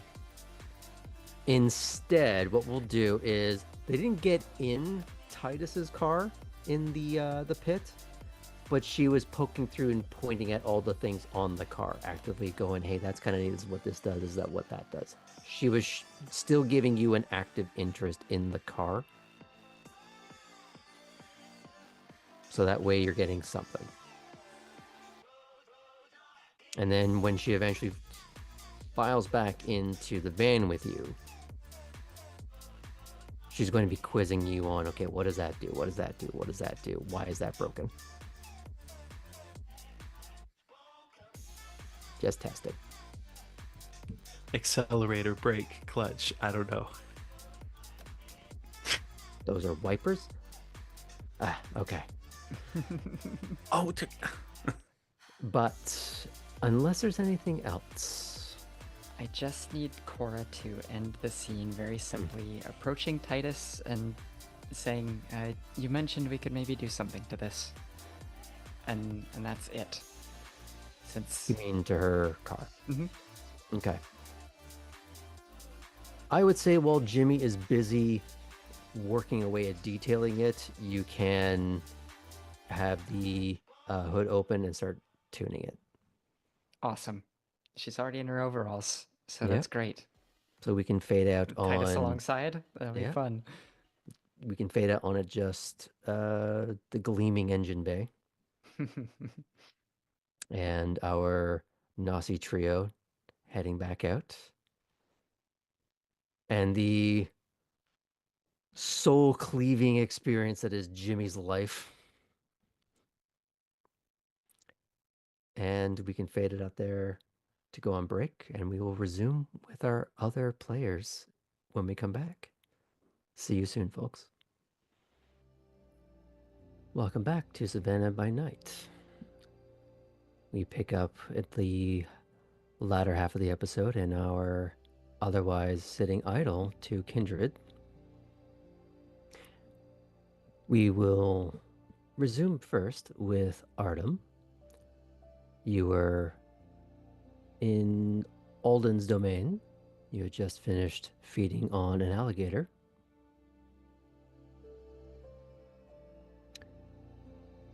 There's still quite a bit of evening left, however. Now, while I do have something in particular immediately for you, do you have something that Artem would be doing in the immediate aftermath of feeding?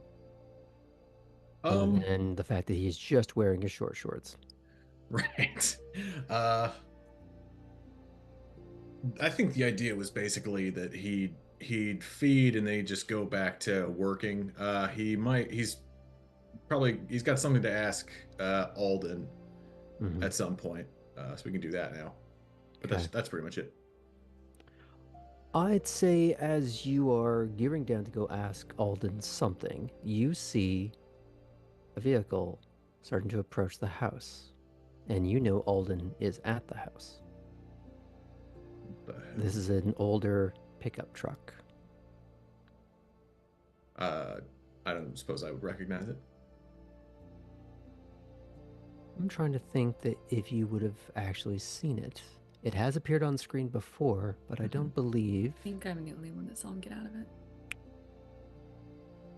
So, as this is pulling up, it's going to be approaching the house. There's no hesitation to it.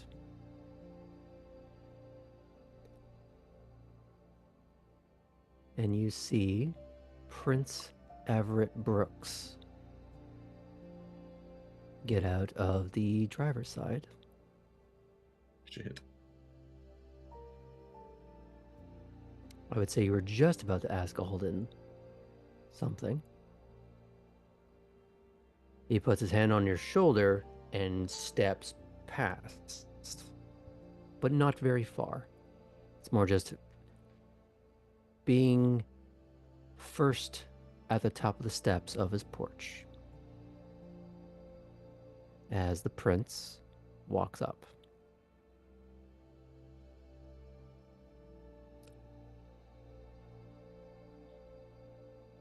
there's this long, tense stare. In that moment, what are you doing?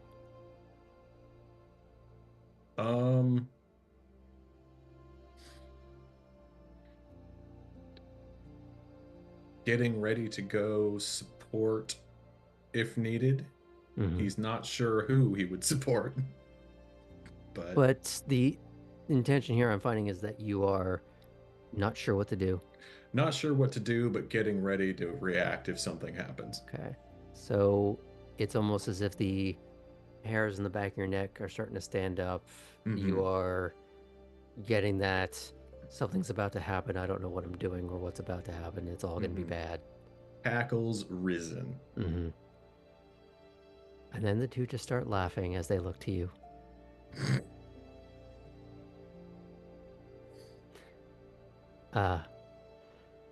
You must be Artem. Hello. How have you been acclimating? Very well. Your hospitality is very generous. He looks to Alden. He hasn't died or given me a reason to kill him yet. Well, high praise. I have a task for you. And he looks to Alden. If you can drag her out tonight, she'll be made to.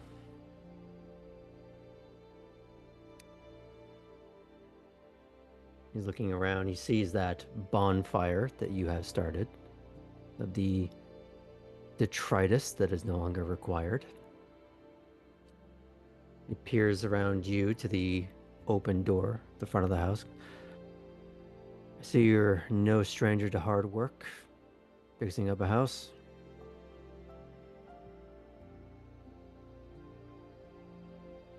You have access to a car?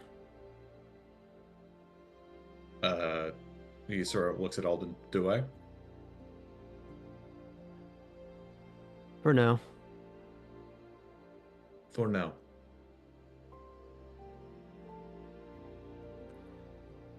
Go get her. You're gonna follow me. Okay. Okay.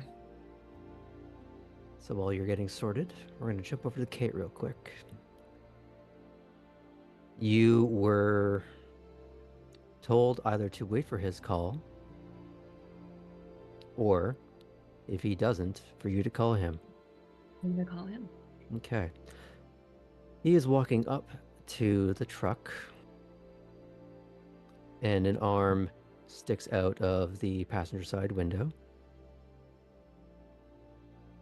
Masculine. Hair along the arm.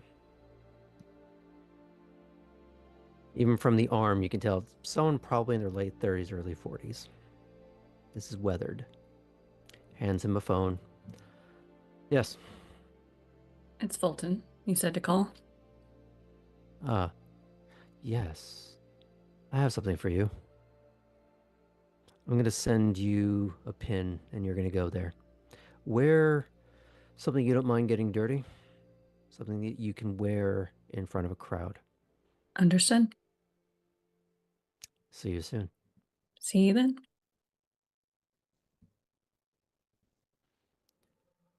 Now, to compress all of this, Artem and Chris, you're going to get in the older Charger. You're going to start following him in the truck. For Kate, where are you right now? I am just leaving Chuck's. I took some of that edge off. Mm-hmm. I set up my dinner date for later. Mm-hmm. So I'm downtown. Okay, so you're going to have to go home, probably, to go and get dressed down. I do have the garment bag in the back, but considering I'm street parked and I don't want to walk back in the bar to change, I'll just swing by the house. You would get the impression this is more work than subterfuge. So you're quote-unquote blackout outfit may or may not be what you really want here. Mm-hmm. He did say public. Mm-hmm. Artem, you look like you have a... Yes. Artem is going to put on pants. Good. He's going to... he's trying to move very quickly, so he's probably just going to pull them on over the shorts. Mm-hmm. But he's now no longer wearing short shorts. Okay. I'm assuming he put on a shirt. Yeah. Okay. Oh, yeah, he wasn't even wearing a shirt. Nope. Yes. He went damn near skinny dipping with alligators. It's just the kind of guy he is. Okay. Chris will be wearing whatever she was wearing to start tearing down the house, which is basically regular jean shorts, tank top, and the very loose plaid work shirt.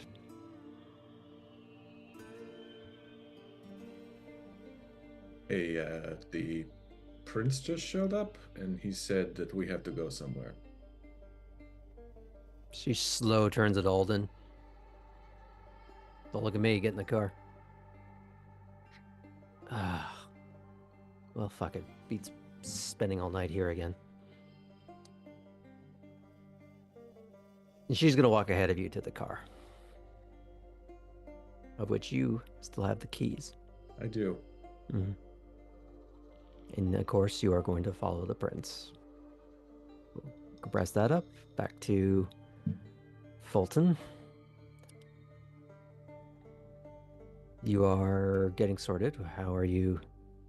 We'll put on jeans, probably some like thick-soled Chelsea boots, and a plain shirt, which for Kate is still kind of tailored. It's not like she's rocking a ratty t-shirt. Mm-hmm. And then she'll pull her hair half back. Okay.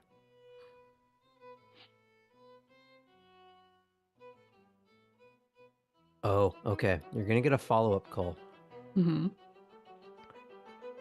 It's Brooks. Mm-hmm. Take a different car. All right. Click.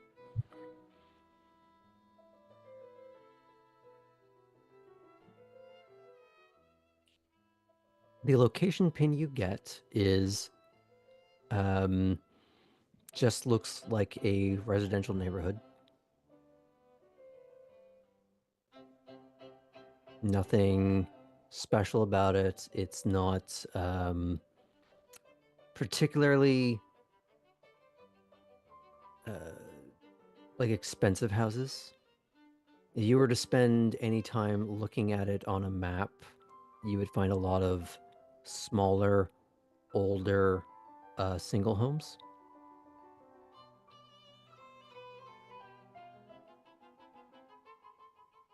And I'm giving you that because I expect Kate to be a little more researching where she's going.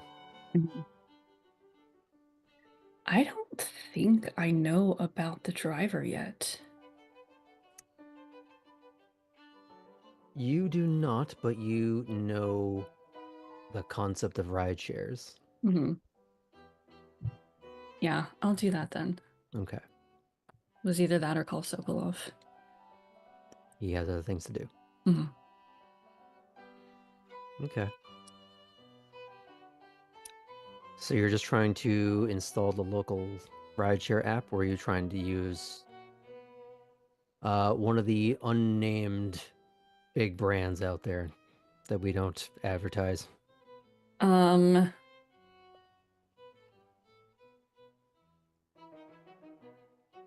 I'll probably just use one of the big ones because it's a big enough city to have it. Mm-hmm. And it's going from a house to a house in a tourist town. So if Kate were to get picked up by a regular person, it wouldn't be that weird. Mm-hmm. Fair enough. Because again, I still don't know about the concept of the special driver, so. Mm-hmm. So you are picked up by conveniently nondescript individual who's not really paying attention to you in a kind of average car. Tabby, I found your Honda Accord.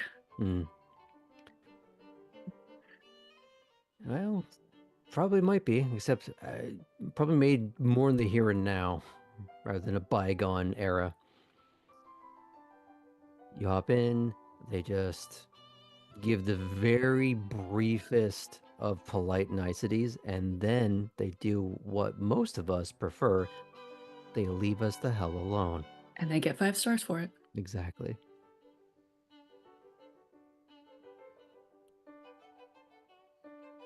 You arrive in the predetermined area, but as you get there, and this is going to be the same for both of you, the roads are not in the best condition. And it's not because the roads are broken themselves, it's because there are still some downed trees. And they look like they've been there for a while. You see one or two houses that have some superficial damage. But the further you go into the area, you find more and more. Not every house is shattered, but you do see a few that are rendered down to toothpicks. You do find a few where there's a tree gone through the roof or just lying on the roof. And you are seeing property damage everywhere.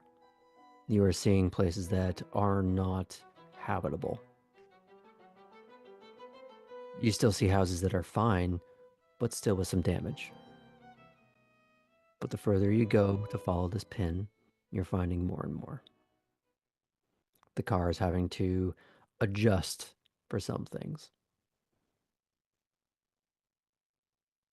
And as all three vehicles get in range of the destined pin, I will ask the driver if this is like hurricane or tornado damage. Oh, this is still left over from a hurricane a couple of years back.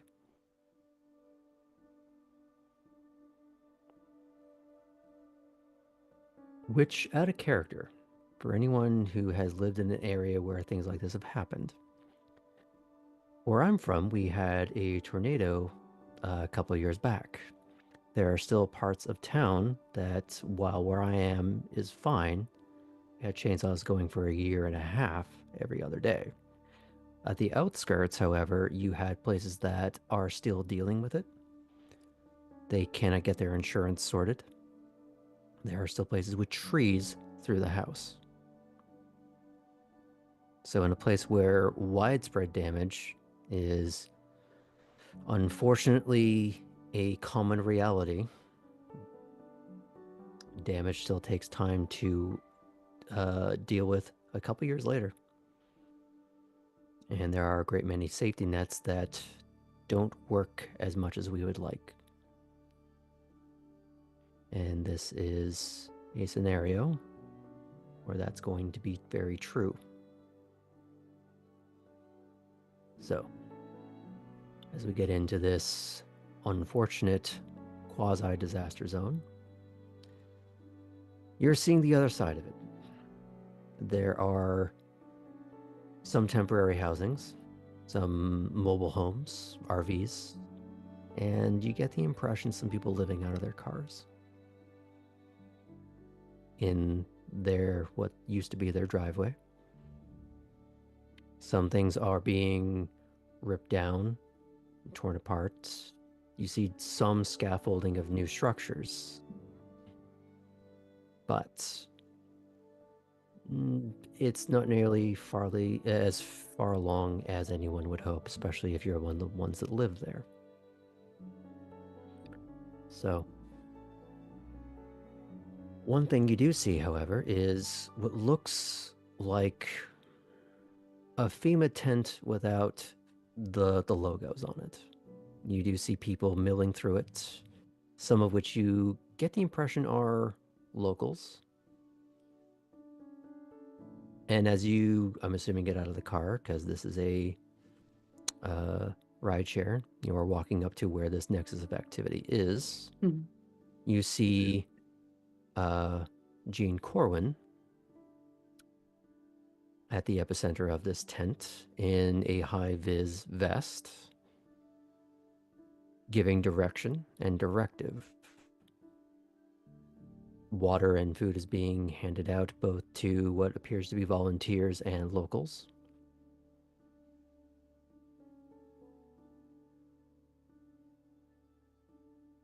You see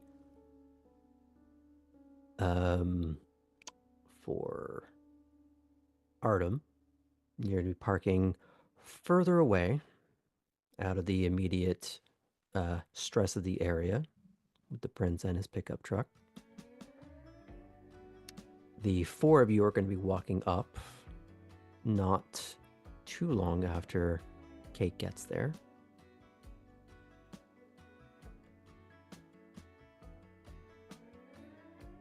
So he sees Corwin, going to give a little upwards nod in her direction. And she responds simply by pointing over in a direction rather than breaking the flow of her direction, handing things out. He'll lead all of you towards, which I guess would be 5. There was his passenger. There was Artem and Chris, and now Fulton. You weave through the tent, the buzz of activity. You see from this vantage point that there are some of these volunteers helping to clear some of that detritus. Some of it is just by hand and work gloves. You can see, or rather hear, tools. You can hear hammering in the distance. You can hear chainsaws going. It's hard to pinpoint exactly where, but you know it's more than one location. You see there are a few floodlights that have been plugged in order to facilitate some of this. That's just because it's nightfall, that the situation doesn't go away. People are working through the night.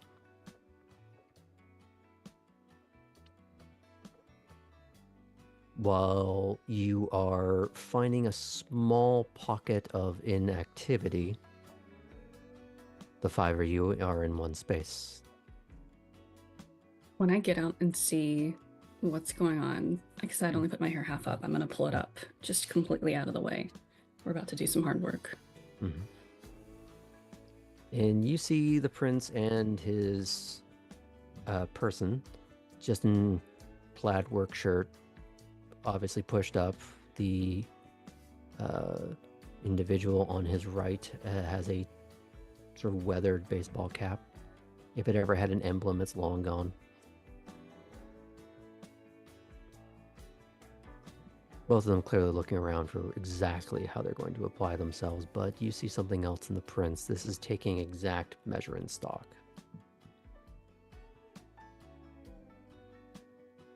So, do either of you say anything?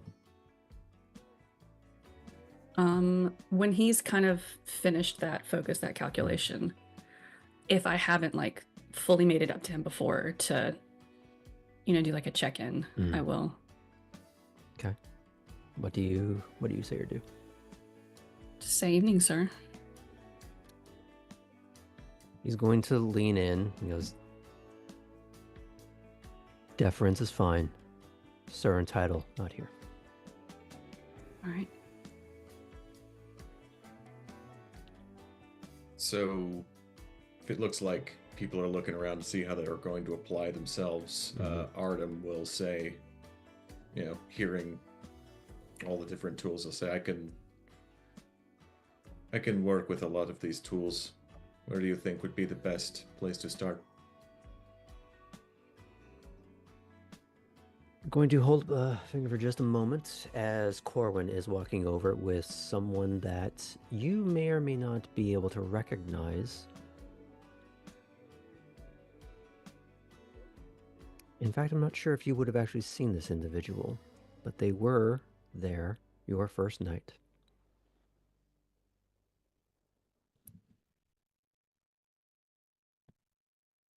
A slightly more stout older man, dark hair, beard, with Corwin. And okay, where do you see yourselves? How do you think you can best apply yourselves? She's asking both of you.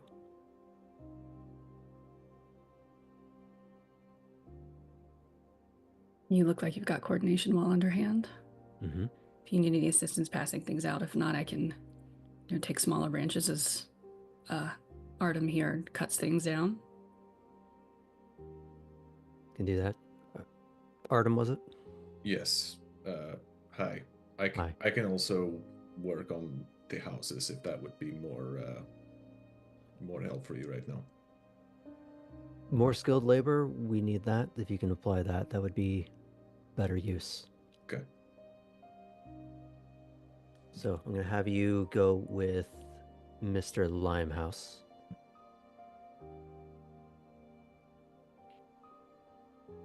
Come with me. We probably have a few things to discuss.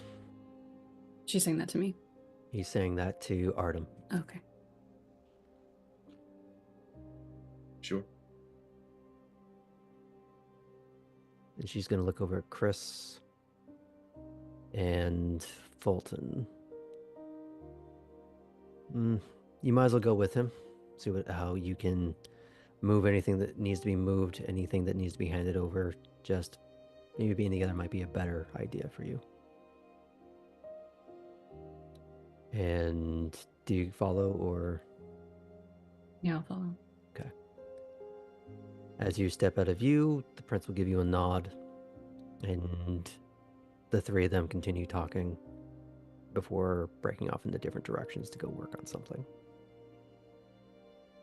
And if you ever take a moment to look back, you see Everett and his companion putting on work gloves, and they're not shy about moving debris, getting dirty. We'll ask if there's an extra pair of work gloves as we go to head out. Corwin will point you back towards the tent where there are some supplies. I'll grab some for Chris and Artem. Okay. Might actually have his, but he appreciates the gesture. Mm-hmm. At this moment, I'm wondering if he just sort of tucks them into the back of his jeans.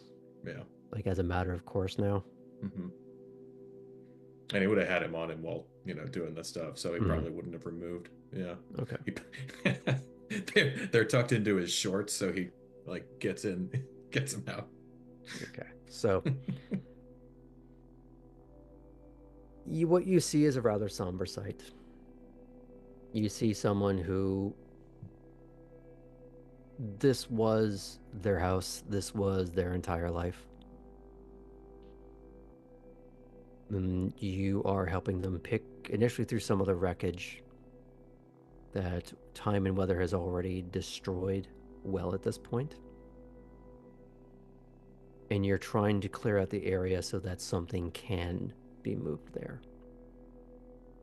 And it might dawn on you how fortunate Alden and his domain is in comparison. I don't think this is... Sorry. Go ahead. You need to finish your thought. Go ahead. I don't think this is the first time Kate's done something like this.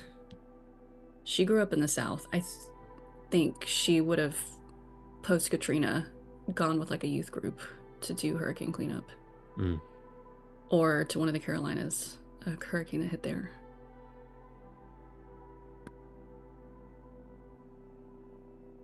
Fair. So if she can't do the detailed work that Artem can do, but she can help break down pieces and get stuff off the houses. All of that is extremely necessary. It's one of those daunting tasks that can only really be done by many hands making light work. And unfortunately, a lot of it is just getting rid of what's there, salvaging what you can, but mostly it's about just scraping it up and moving it. I'm keeping an eye out for anything, but knowing if it's been a while, they've probably picked through what can be salvaged. But still keep an eye out just in case. It's been at least 2 years. Okay. But... for Artem, because of your botch last time, you're not noticing her mood. Chris. That's something I could pick on. That's what I was getting to. If you would like to roll perception empathy. It's going to be at a 7 because you don't really know her.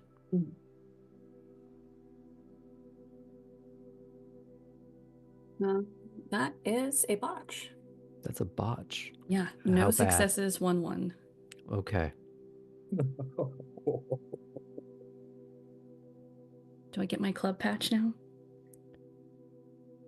Oh, I think the only person not in it is Cora at this point, but law of averages says we'll get there. No. We had 2 botches on Chris's mood. You're the mysterious woman. Mm. She's built that wall real thick. You definitely know that there's something going on behind the eyes. You cannot tell at all what that is. You don't know to what level you should be concerned. Only that you should be. And you don't know why.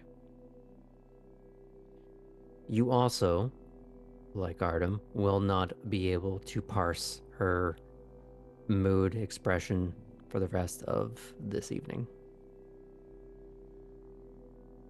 You are distracted for a little bit, and you almost slice your hand open trying to move some corrugated steel.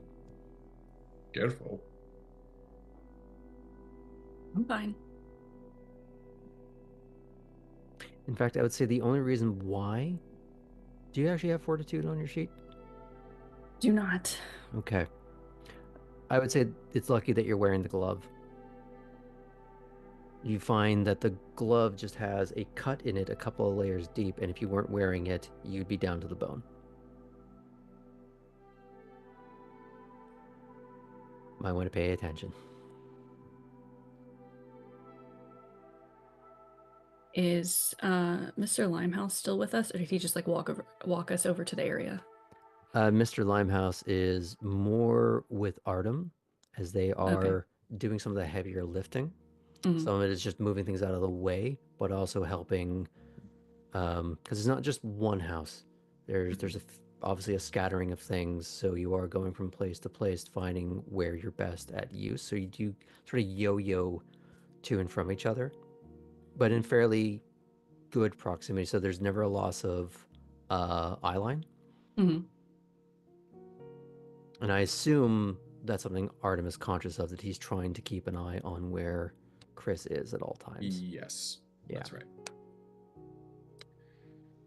So while you're yo-yoing a little bit and keeping that eye line, you are going between lifting detritus and helping actual construction workers, like contractors, put things into place of houses that are starting to go up or be rebuilt or repaired. Mm-hmm. So you're not really doing the skilled labor. You're closer to it than a lot of others because of your skill set and comfort. But there's clearly people who have been brought on specifically for that. And there's probably a lot of insurance reasons why you are not the one doing it. Mm-hmm. Do I stay close enough with Chris and the like back and forth to have conversation in the process? Yes. Okay. Absolutely. So how long ago was it?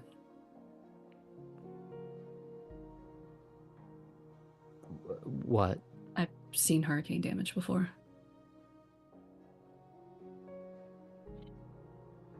Couple years. Are you here then? You get this 1,000-yard stare, slow nod. You are not even in her line of sight as she makes it. Mm-hmm. She's just trying to go through the motions. Sorry, I won't press any further. And she continues. It's a little It goes through periods of a little more ardent that this needs to be done. I'm doing what I can to a certain amount of, well, you don't know what. There's less energy behind it, but you don't know what that's supposed to be. But you do see that 1,000-yard stare. I'm going to switch topics. Mm-hmm. Keeping Artem humble. It takes her a little while to dial back into like chit chat. Just anything. Sorry, what was that? Sorry. Sorry, it's just making a joke about keeping Artem humble. He's still the not fun one. She gives you... No, I'm not.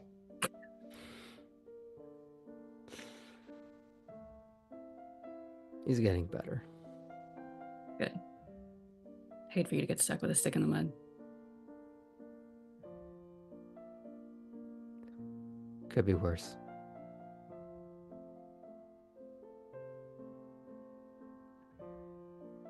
She does sit down for a moment in, I would say, some form of rubble, and you don't know if it's because of this. You don't know if she's reliving something, or you don't know if it's the rubble of her own life at the present. She's not tearing up, but she is staring out at all of this very slowly, absorbing it. And I say that if Artem catches that, he doesn't really know what's going on, but he tries to like get her engaged on something with him so that maybe he can, his thought is maybe he can break her out of whatever. I'll let you try that in a moment. I was going to see if Kate had a thought that she wanted to explore with it. You need a minute?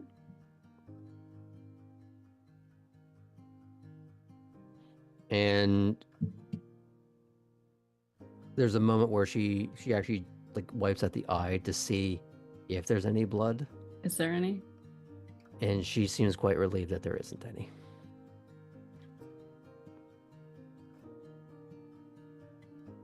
Must have been a pretty fucked up situation, huh? You have no idea.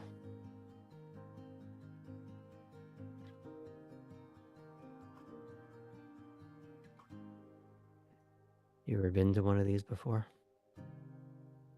Grew up far enough inland, but seen the aftermath before. Puts her hand on this shattered door frame.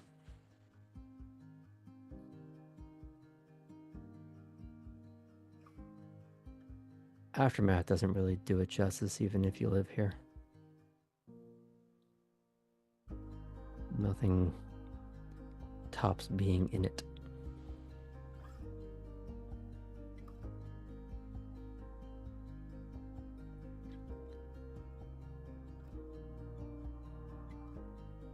She closes her eyes, leans back.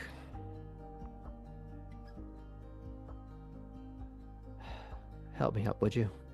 Yeah.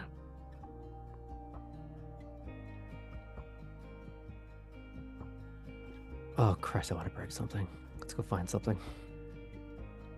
Oh no, you dropped this glass. It's shattered. And we will have to sweep it up, but probably be fun in the process.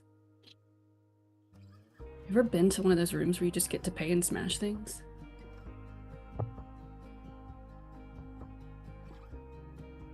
She looks like she's about to say something, which for the audience is, that's where I live, but she doesn't say it to Kate. Help me get through my intern at Congress. So you're going to find some things that need breaking. Either helping her with it or holding it for her, but there's some clear engagement of constructive destruction would be the best way I can put this. You're putting her rage to use. I'll start daring her to be like, all right, could you break that, like, bigger and more difficult to break things? I'm gonna try to like find things where like it's a challenge for her, but it's not gonna like set her up to fail and make her feel shittier. Mm. And if I have to roll for that, I can. But I'd say we leave this more sort of short scripted as that's the descriptive intent okay. of you trying to help her along to find things to break and be useful in her pain. That even if you've botched, I'm not going to deny you knowing. So you're able to do that. Artem would be able to see that you're doing that. And we'll come back to your final thoughts on that at some point. But you're able to see that she is managed within, or rather, without having to be in your immediate reach. Mhm. So that's something. Yeah, Kate, you very likely catch that Artem is often looking your way, but not really your way, more Chris's way. And, you know, he sees what's going on. If he catches your eye, he'll give you a nod, though still watching the situation. I will, during all of this, be like, so honestly, it's kind of cool that this is happening. Stepping in for people who the system has definitely let down. Is this something that happens often with this particular group? Sometimes. Well, I hate that it's necessary, but I'm glad it's happening. Can you hold that thing? I want to kick the shit out of it. Yeah, and I'm just gonna like hold it as far away as like I can. So don't remember this, Chris, not this, okay? Wait, not that one. And as she pulls back, we're gonna sidle You're back still over to the not Artem. fun one. In this time, you've had some muted camaraderie with Limehouse, who is helping you move some things, or you're helping him. It's hard to say. But he clearly doesn't have any difficulty moving anything. And after a certain point, it's more about just the awkwardness of the weight and not being seen being able to very easily lift a weight. And as he's holding it at one point with you, he waves over someone else with his other hand, and you see a familiar face. One of the first faces you saw when you came to town. Bruce. As he's helping the two of you shore up a larger weight so that it can be easily moved. He gives you this sort of not begrudging, what's the word I'm looking for? Just this curt nod grunt. You don't really need a hello, it's just, I know who that guy is, we're moving a thing. We're all being useful together. What's going on, big man? I see you met the boss. Met a lot of bosses today.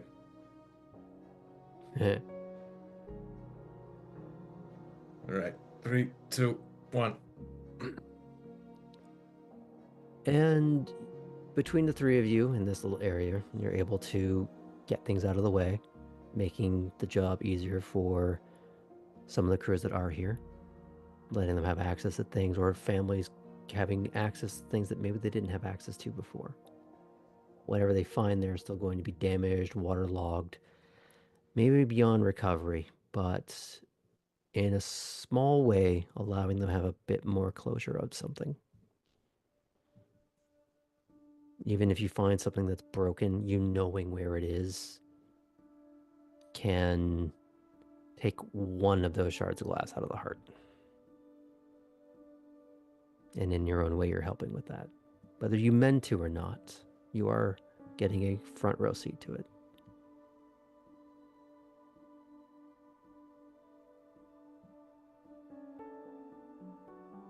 I would say between both smaller groups, this is something you do for the next couple of hours with little peppered conversations. What And we'll, time would you put it at? Because if I need to, I'll send a text to Sadie saying I'm running late. I'd say you'd have to. Okay. Well, you've had your little peppered conversations with Chris, even if it's just a bit of companionable silence while helping her doing something, you are interacting with her. But for Artem, are you talking at all with Bruce or his quote-unquote boss? I'd at least go for like, because I don't know Limehouse. I'd say, what do you do around here? So you're just asking him, okay? Yeah.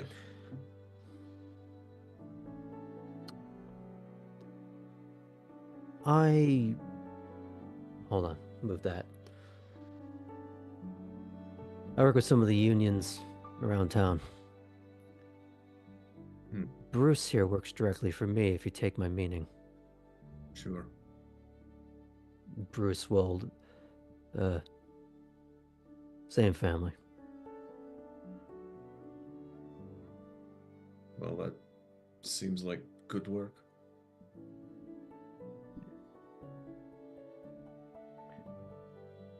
On occasion, wait till you get engaged in this sort of thing. Some of our union members are affected by this.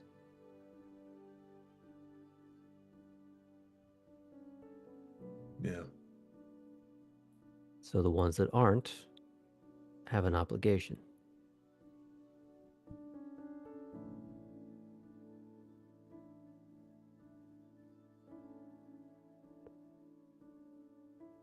How are you finding your time here? It's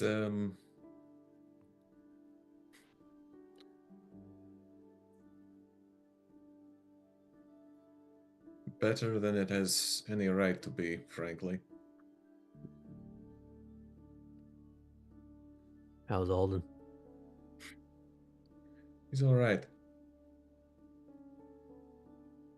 He's I don't know. I respect him. Are you saying that hoping it gets back to him? I don't Or care. do you mean that? Say that once more for the crowd, because I think I almost missed it. I don't care.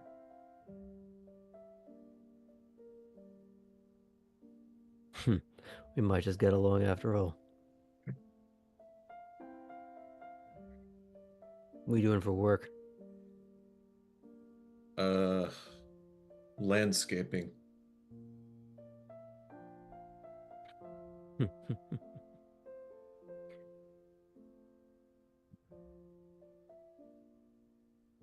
See how the rest of the night goes. If you don't cause any problems, might have use for you down at the docks. Or somewhere else if you're looking for work. Sure. Yeah. Could always use someone useful and maybe doesn't care about what other people think up to a point. Provided up to a point. Yeah.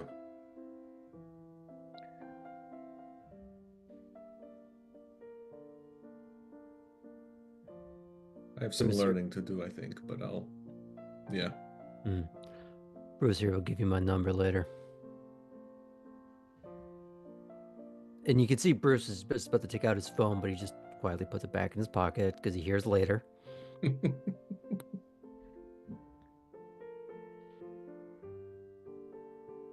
But Bruce strikes up a bit of conversation. Goes, Havel mentioned you were at the gym. Yeah. She's pretty awesome. Yeah, she beat your ass like a tambourine. Yeah. I think she was being nice. Oh shit. Just hear when she's actually trying. It's fucking rad. I bet.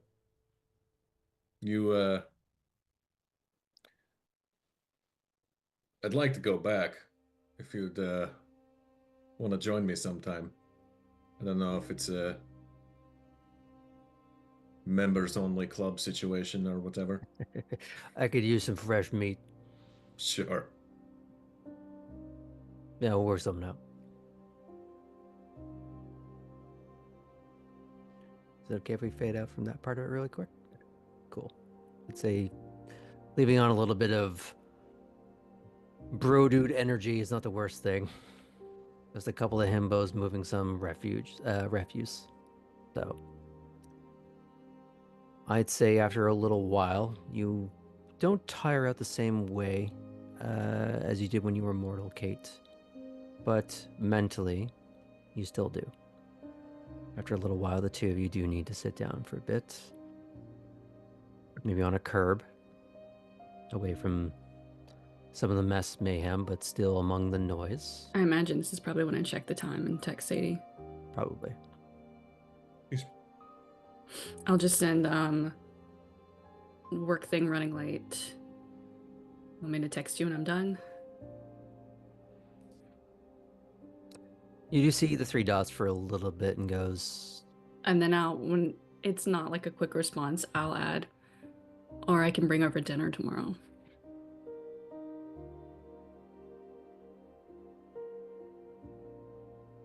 Breathing ingredients all cook.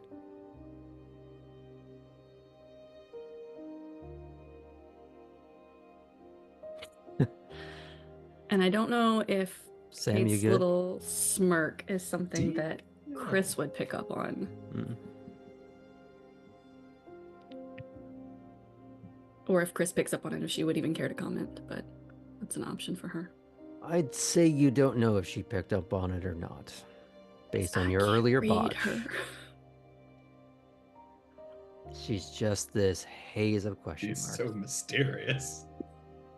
I want to know you. No. But as you are doing that, you're taking your little respite. Brooks will walk in your direction. Do you stay sitting on the curb? Nope, or I'm going to stand up. Okay. He sits down on the curb. Then I will sit down on the curb too. Mm. Like I still got a lot of formality to be trained out of me. You see he's a lot dirtier than when the night started. And it's not just on his gloves and forearms and shirt. It's all over his pants. A little bit of soot on his cheek that he is starting to wipe off after his companion has given him a bottle of water. Hey, Tech, I think this is Brooks, not Rook. What? Oh, we have Rook instead of Brooks on the screen. Oh. The prince, not Owen Rook.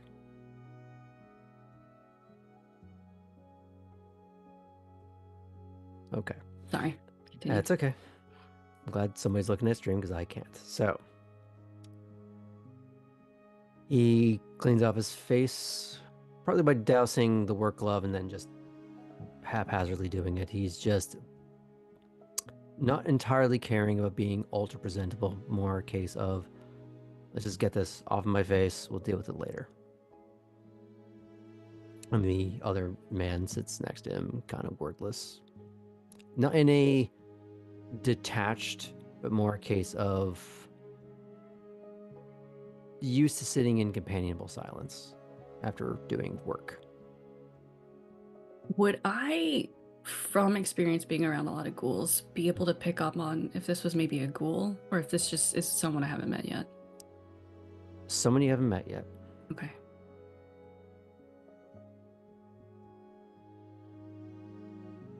So, it's going to look at the two of you.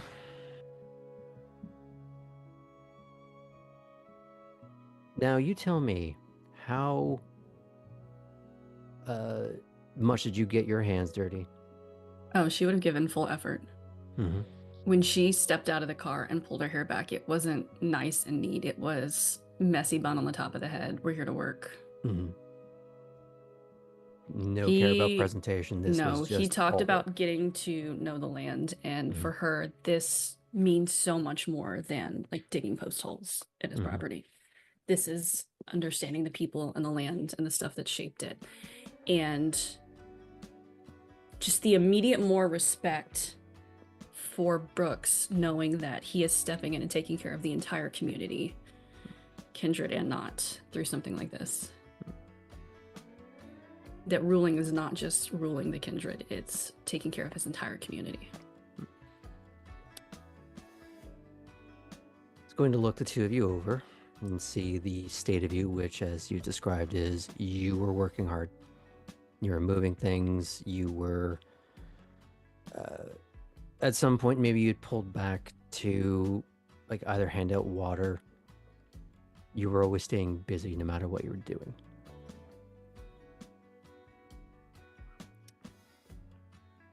So,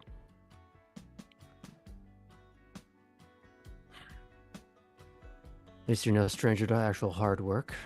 Nice to see. Haven't been through one of these, but I've seen the aftermath. Glad I could help. Above the table, does Kate mean that, or is this part of the pantomime? No, she means it. Okay. Like I said a second ago, her level of respect for him did like infinitely increase seeing the way Wanted to he's double taking care of check. the community. Yeah.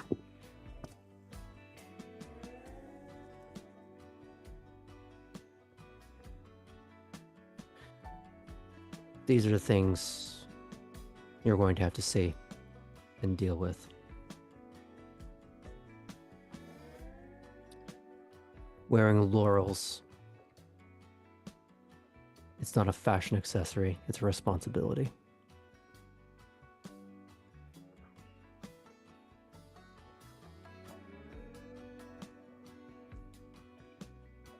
How things go with Halsey? Good. I spent time with Rook, getting to see the city. Stopped by the hospital for a bit.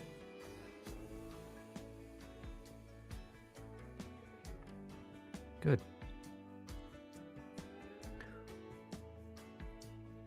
He's going to peer around you. He's going to look at Chris.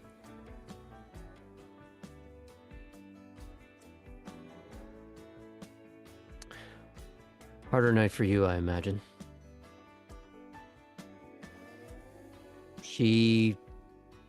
There's a bit of a tension, but of course you don't know exactly what for.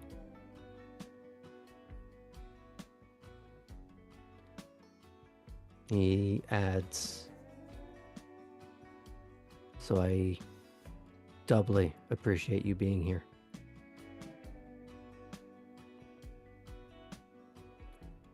Tell Alden I appreciate it.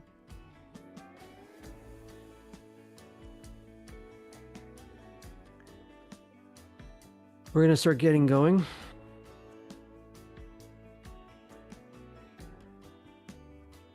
You might want to get a ride back with them. Yeah. Let me know if I can help out with something like this again.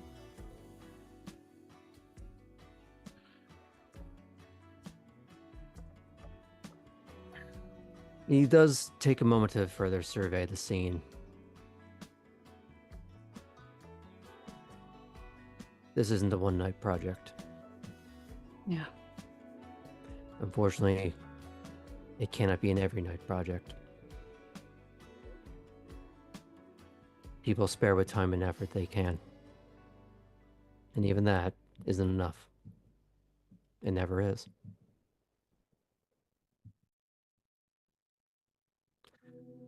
But it's better than it was yesterday.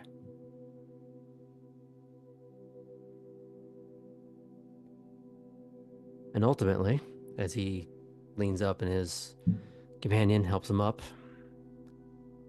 that's all anyone can actually do. We all have limitations. That companion has not introduced himself yet, has he? No.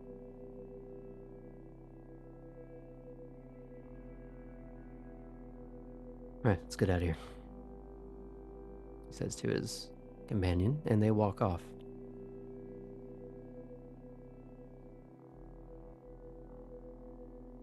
Leaving you with Chris,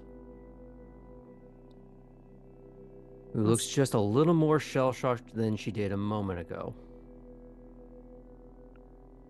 Come on, Chris. That kind of conversation can't freak you out too bad. I'll go to help her up. There's an initial resistance, like a cat that does the whole boneless thing. I'll grab not in pull out, like a a- second arm and just like make an It's- overdramatic show of it. She fights it after that initial pantomime, and I can fucking, god damn it. And Just she try stands to up be on her nice, own. Chris. Jeez. So I'm gonna need a fucking ride, okay? So I'm trying to be nice. Ask. Oh, so you're being nice to get a ride. I could do both.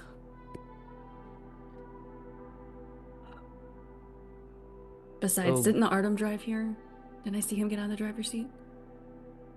What's your I don't point? have to suck up to you. I gotta suck up to him. I'm just being nice to you to be nice.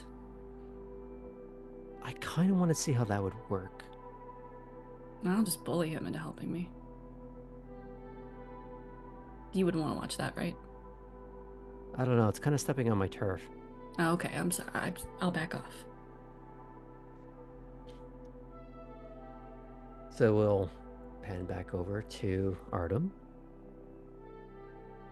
You're starting to finish up with all the little tasks that you've been doing.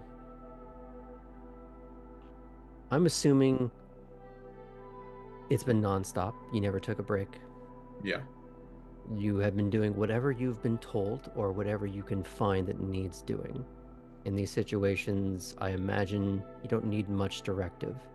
You will find something that needs doing, and you will change if somebody gives you something different to do. Yeah, and he's probably going to change mostly when someone needs like more hands than like if someone's trying to do something that it's going to take more than one person to do, that's when he's going to drive off. For the most part, he can pretty much self-direct. Okay. So you've been going nonstop at that and doing it well. And as things start to wind down a little bit, the crews seem like they're going to be going for a while, but the hour is approaching late. You can't be up much longer. It's not a long drive back to where you have to go, but it is a good idea to get out early. You don't know what can happen between now and home. Got to account for a certain amount of the unknown. As Limehouse and Bruce are starting to peter out, there's an exchange of numbers. If you don't already have it, you get Bruce's. Alright, let's pull the notes. Hold on. I don't think you actually got it. When you first Yeah, you met might Bruce, be you didn't right. have a phone yet. Yeah. So you get Bruce's number. You'll get Samuel Limehouse's.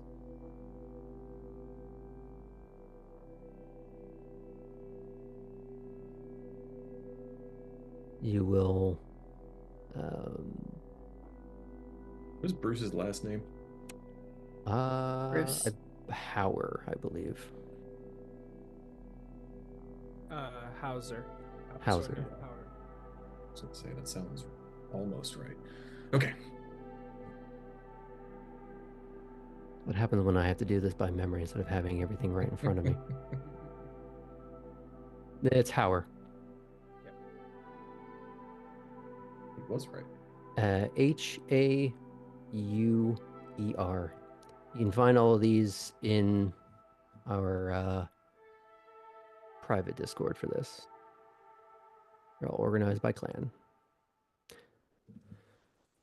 So, there's an exchange of handshakes and numbers. And the soft offer of more work due to a witnessed diligence. And that, as you said, self-directed quality of your work.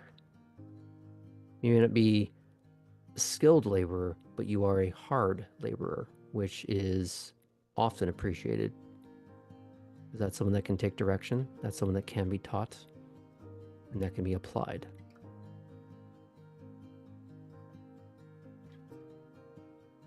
So, I've still got jobs to do for Alden, but if that dries up, I'll reach out. Thank you. Look forward to it. Maybe we'll see you at the big house at some point. Appreciate that. Bruce will give you a nod. And it's a little more smirking and playful than the first time you met, where it was all uncomprehending in business, and it was just a little smirk.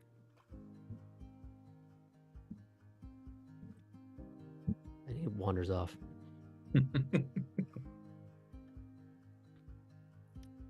I'm assuming you'll wander back to Chris and Kate. Mm-hmm. Dusting herself off, or just letting you waft in that pig pen style cloud of dirt? Yeah, maybe just a very brief, not worried too much about it. Mm-hmm. Honestly, what he's probably going to do is he's going to get to the car and then look down and be like, shit, and then do it there. But as of right now, yeah, it's more pig pen style. Mm-hmm. So you get up to the two of them who are standing by the curb. You are seeing the prince walk away, covered in just as much dust as you are. And I guess, yeah, he'll see you wave to him. I'm assuming that's what you were doing there. Mm-hmm. He'll the little up nod and continue on his way.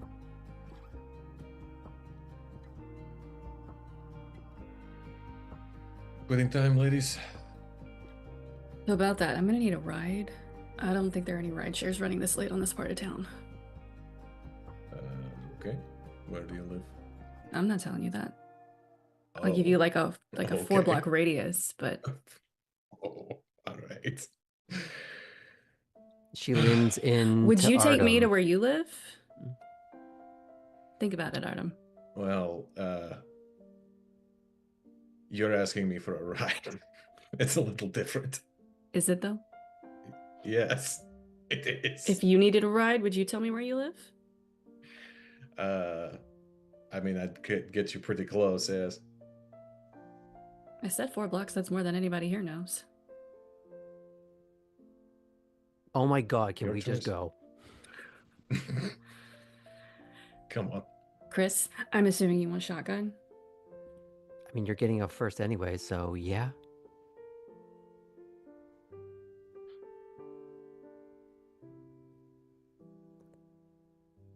So, I'm assuming you all file in.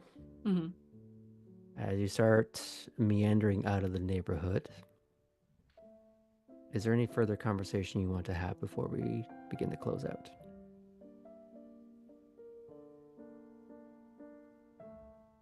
How you doing, Artem?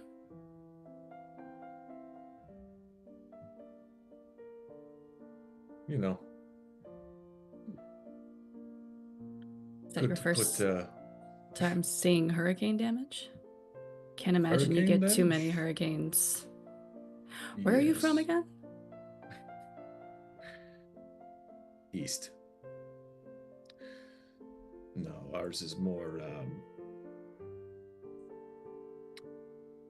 temperature.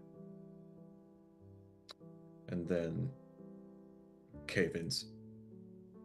Those are pretty bad. I don't think the temperature thing's gonna bother you much here unless, I don't know. Do you think he could survive July here, Chris?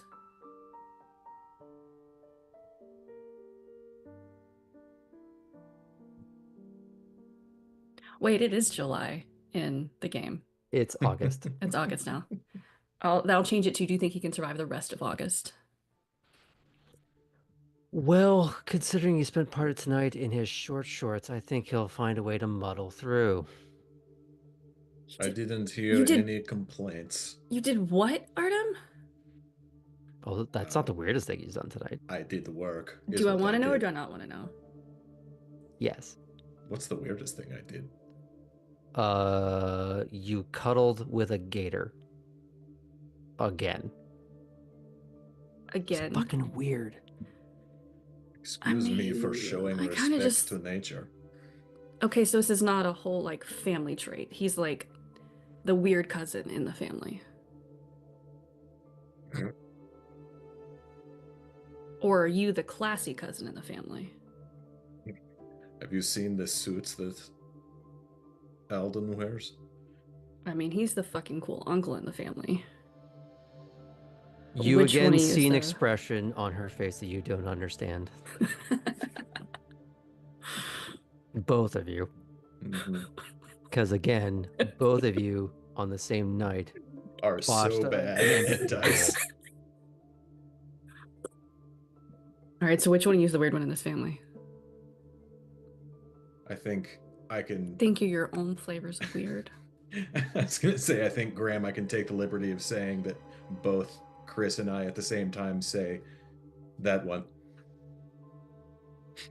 Yep. Read my mind on that. Good to know. I imagine there's a moment of they both point and like, no, you. No, you. I'm just having fun watching this. I didn't get to know a lot of your family. I imagine it's a little like a more serious version of Bugs Bunny and Donald Duck.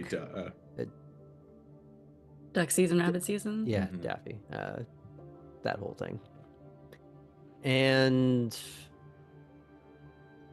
this goes on for a little while. Whatever previous stupor she was in, she's come out of at least a tiny bit. And I don't know if you missed, because Kate would have said, you know, I'm just having fun. I didn't get to know a lot of your family back in DC. There would be a little bit of recognition at that. It's just, from what I understand, we're not everywhere. Yeah. I got some nice parks, but it's not the same thing as like the wetlands out here. I don't think you're gonna find any gators to wrestle there. I don't know, there's some weird shit in the Potomac, so who knows? I hear mostly bodies. Well, I mean, if Artem could be into that, I don't know. Not my scene. Oh, ick. And she just sinks down into the seat.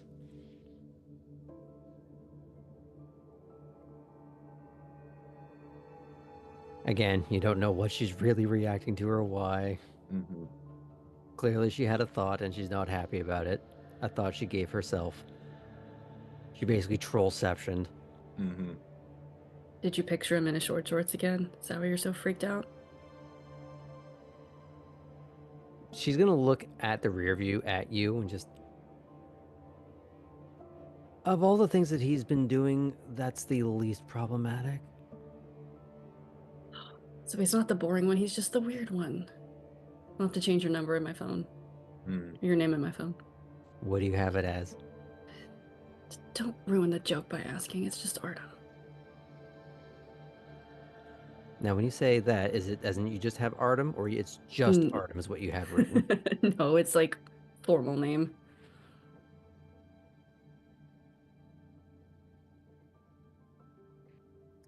Okay.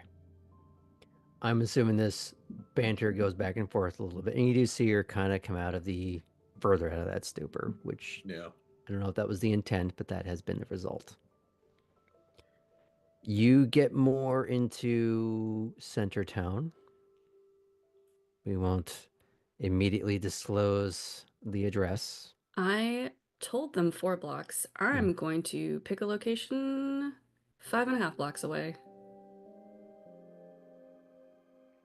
Fair. That is gonna throw me off so bad when I come looking for your house. As you hop out, is there anything you want to add? Or This was... I don't think fun's the right word, but it is nice hanging out with you two. yeah. Good work tonight, too. Thanks. I meant all of us, but also, yes, you. Good job. No, you were only talking about me. I hate her a little bit less now. Yes. Good. See?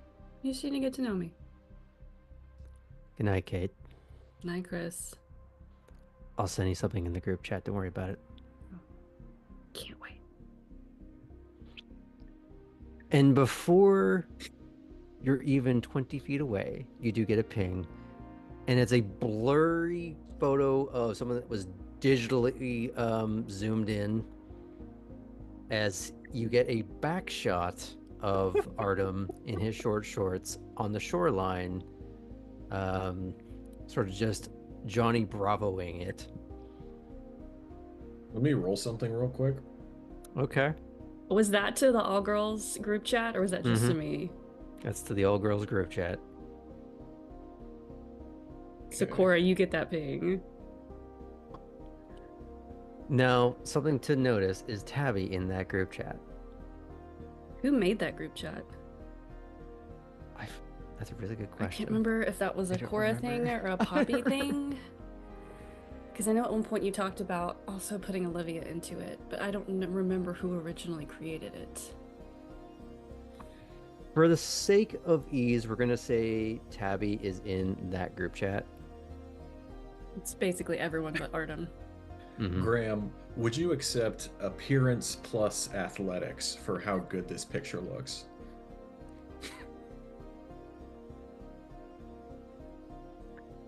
Is this before or after the feed? I'm going to let you decide that.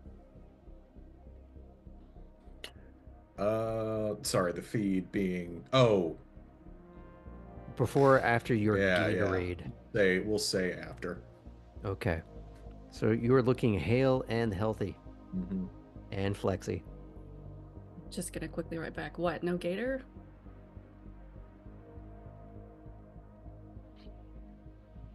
Okay. And so Cora and Tabby, you get these 2 messages with 0 context. Okay. So we've got... I assume I'm rolling at a 6. Sure. Okay. So we've got 4. Do you have any potence? I do not. It's just Okay. fortitude.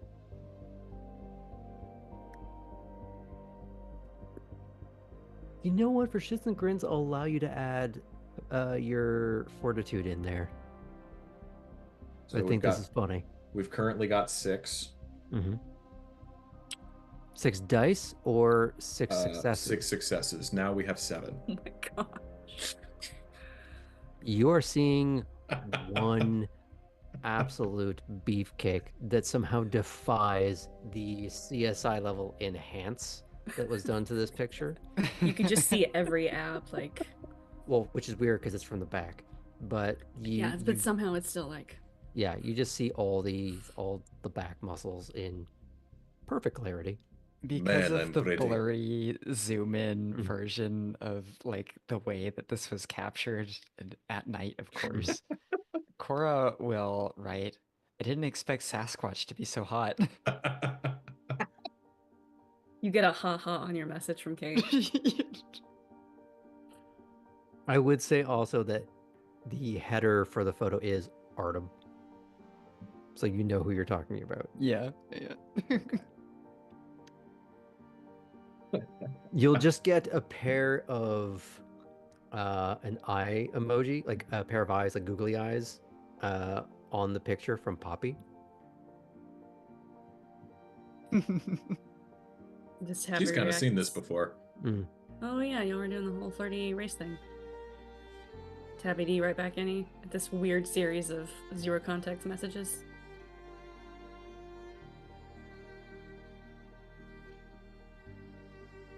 Probably at least to the lumbering picture. Just like hunk.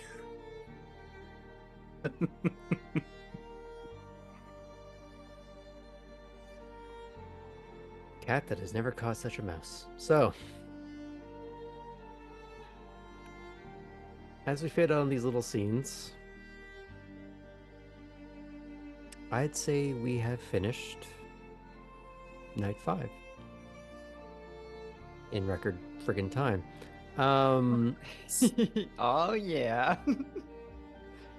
So that will be He's- 10 total experience to put on your sheets that we will have to discuss at some point. I have some goals I want to start working towards to spend. Okay. And on that, we're going to go around the table for our final thoughts. We're going to start with Tabby. Tabby, the hills and valleys are currently on a hill. Managed to draw. We lost your audio. Oh, What? You're kind of back. Can you still hear me? Yes. Yeah. Yes. Now you're back. Okay. I'll be quick. Of the hills and valleys, currently on a hill, managed to avoid damaging in any way a very good and important vehicle, thanks to / in spite of the presence of the helpful teacher who was guiding her. And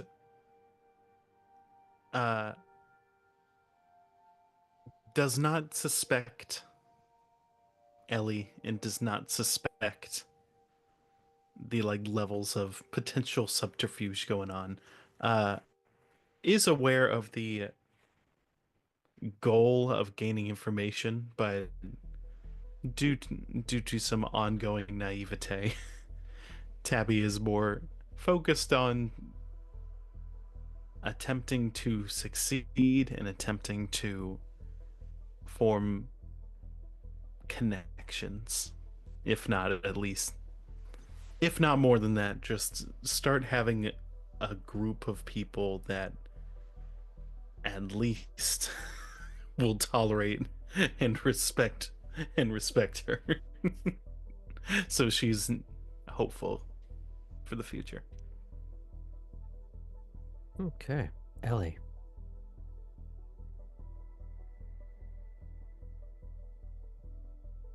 This was a great night. Got to learn a little bit about driving. And I think these are a lot of lessons that are actually going to be really useful for me, and I have some more time to connect with another one of the new bloods, and be able to more foster actual relationships with people outside my own clan, which is also very helpful. And if I don't know where Cora is, I can if I need to contact her, I can always text her. Or there are other ways, and I've made sure of that. Speaking of which, Cora. It's a decent night for Cora. You know? Seemed like this driver's training went pretty well, and she gets to replace the Bone Racer license plate. So at the end of the day, everything's just going swimmingly. It was nice to have that little bit of interaction with, as the other two kindred before me have said, with a wider pool of kindred. She's really appreciating getting to know not just the track, but this community.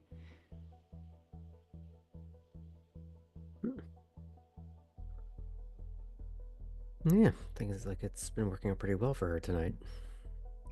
Let's see how Seems we can so. ruin that next time. Mm-hmm. If there's nothing else, I'll move on. Artem. Yeah, so this is definitely not anywhere near what Artem would have expected, and he's not quite sure what to make of it, other than We talking about the. Chris? I'm talking about the hurricane relief stuff. He's not quite sure what to make of it, other than that it's a very positive thing.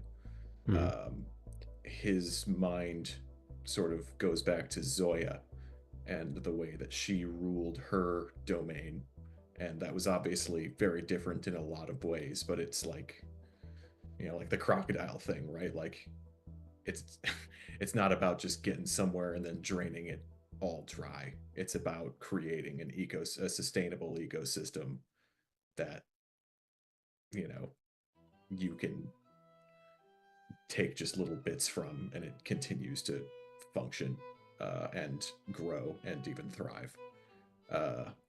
Those things are not lost on him, and he's thinking pretty hard about that.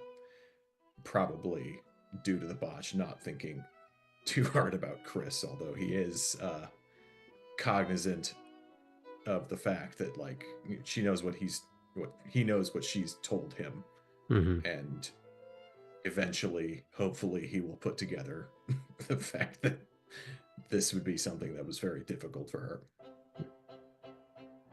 I'd say you'd know that much for free because of the Sure. things she's already told you. Yeah. You won't know to what extent, and she wasn't having any kind of explosive episode.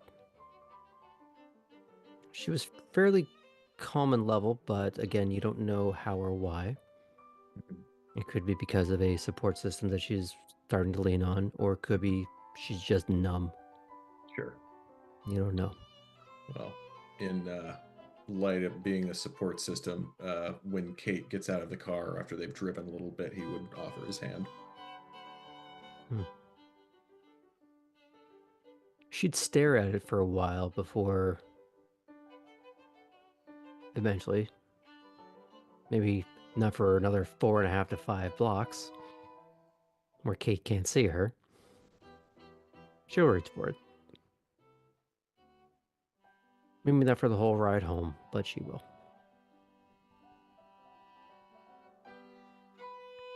Which brings us back to Kate. This wasn't what she was expecting to do with the prince, but it's better. So much of her sire's rule in DC was ruling from a big level, making big changes and long-term power plays to help people. And this is, at least this portion of it, is boots on the ground, immediate assistance to the vulnerable. And it's different, but it's not, one is not better than the other. And it's a different way to rule, to support your people and meet them where they are. And she really does enjoy seeing that side and appreciate him ruling in that way. She was glad to have spent time with Chris and getting to show that she's not always an ice princess, that is it's important, and it's a side to show at court. Different people can bring out different sides of her, and she can show different portions safely in different ways. Anything that may have been gleaned tonight, because you didn't botch on talking to the prince, is that contacts with people you do behave with a certain way in certain circumstances can change. Because he told you deference is okay, sir and title not here. That's also why she said sir and not prince or anything there. The distinction was noted and appreciated. But also, yeah, Mhm. even more so. Something I forgot to ask that we can talk about later if we need to. Mhm. I know there wasn't a FEMA logo. Was there any other organizational logo? Not that you would see. Okay. I didn't know if this was done under the guise of one of the corporations he probably owns and oversees. But yeah, it's fun getting to meet Chris at that level where she seems to respond best with some, a lot of sarcasm and being more relaxed. Even if she can't read her for shit. It's okay. Apparently, you're not alone. The dice said no. That made it a little more fun and interesting for me. And I think for some of our other players who were just watching. And now she's gotta figure out what kind of ingredients to go get for tomorrow. Well, you have to think about how you're going to fatten up a future meal, so... Nothing, some good old-fashioned dominate can't help you forget that your friend didn't eat any food. Well, that's a whole other conversation to have. Unless there's anything else? Okay. So join us tomorrow night for night 3 of more roleplay on this channel, and then Friday for night 4. A reminder that we have tomorrow's Age of Innovation, and then Friday is Star Wars, where we see how Martell's other hilarity ensues. But other than That's that, funny. Well, we'll see.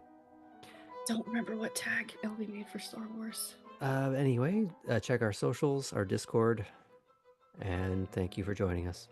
See you soon.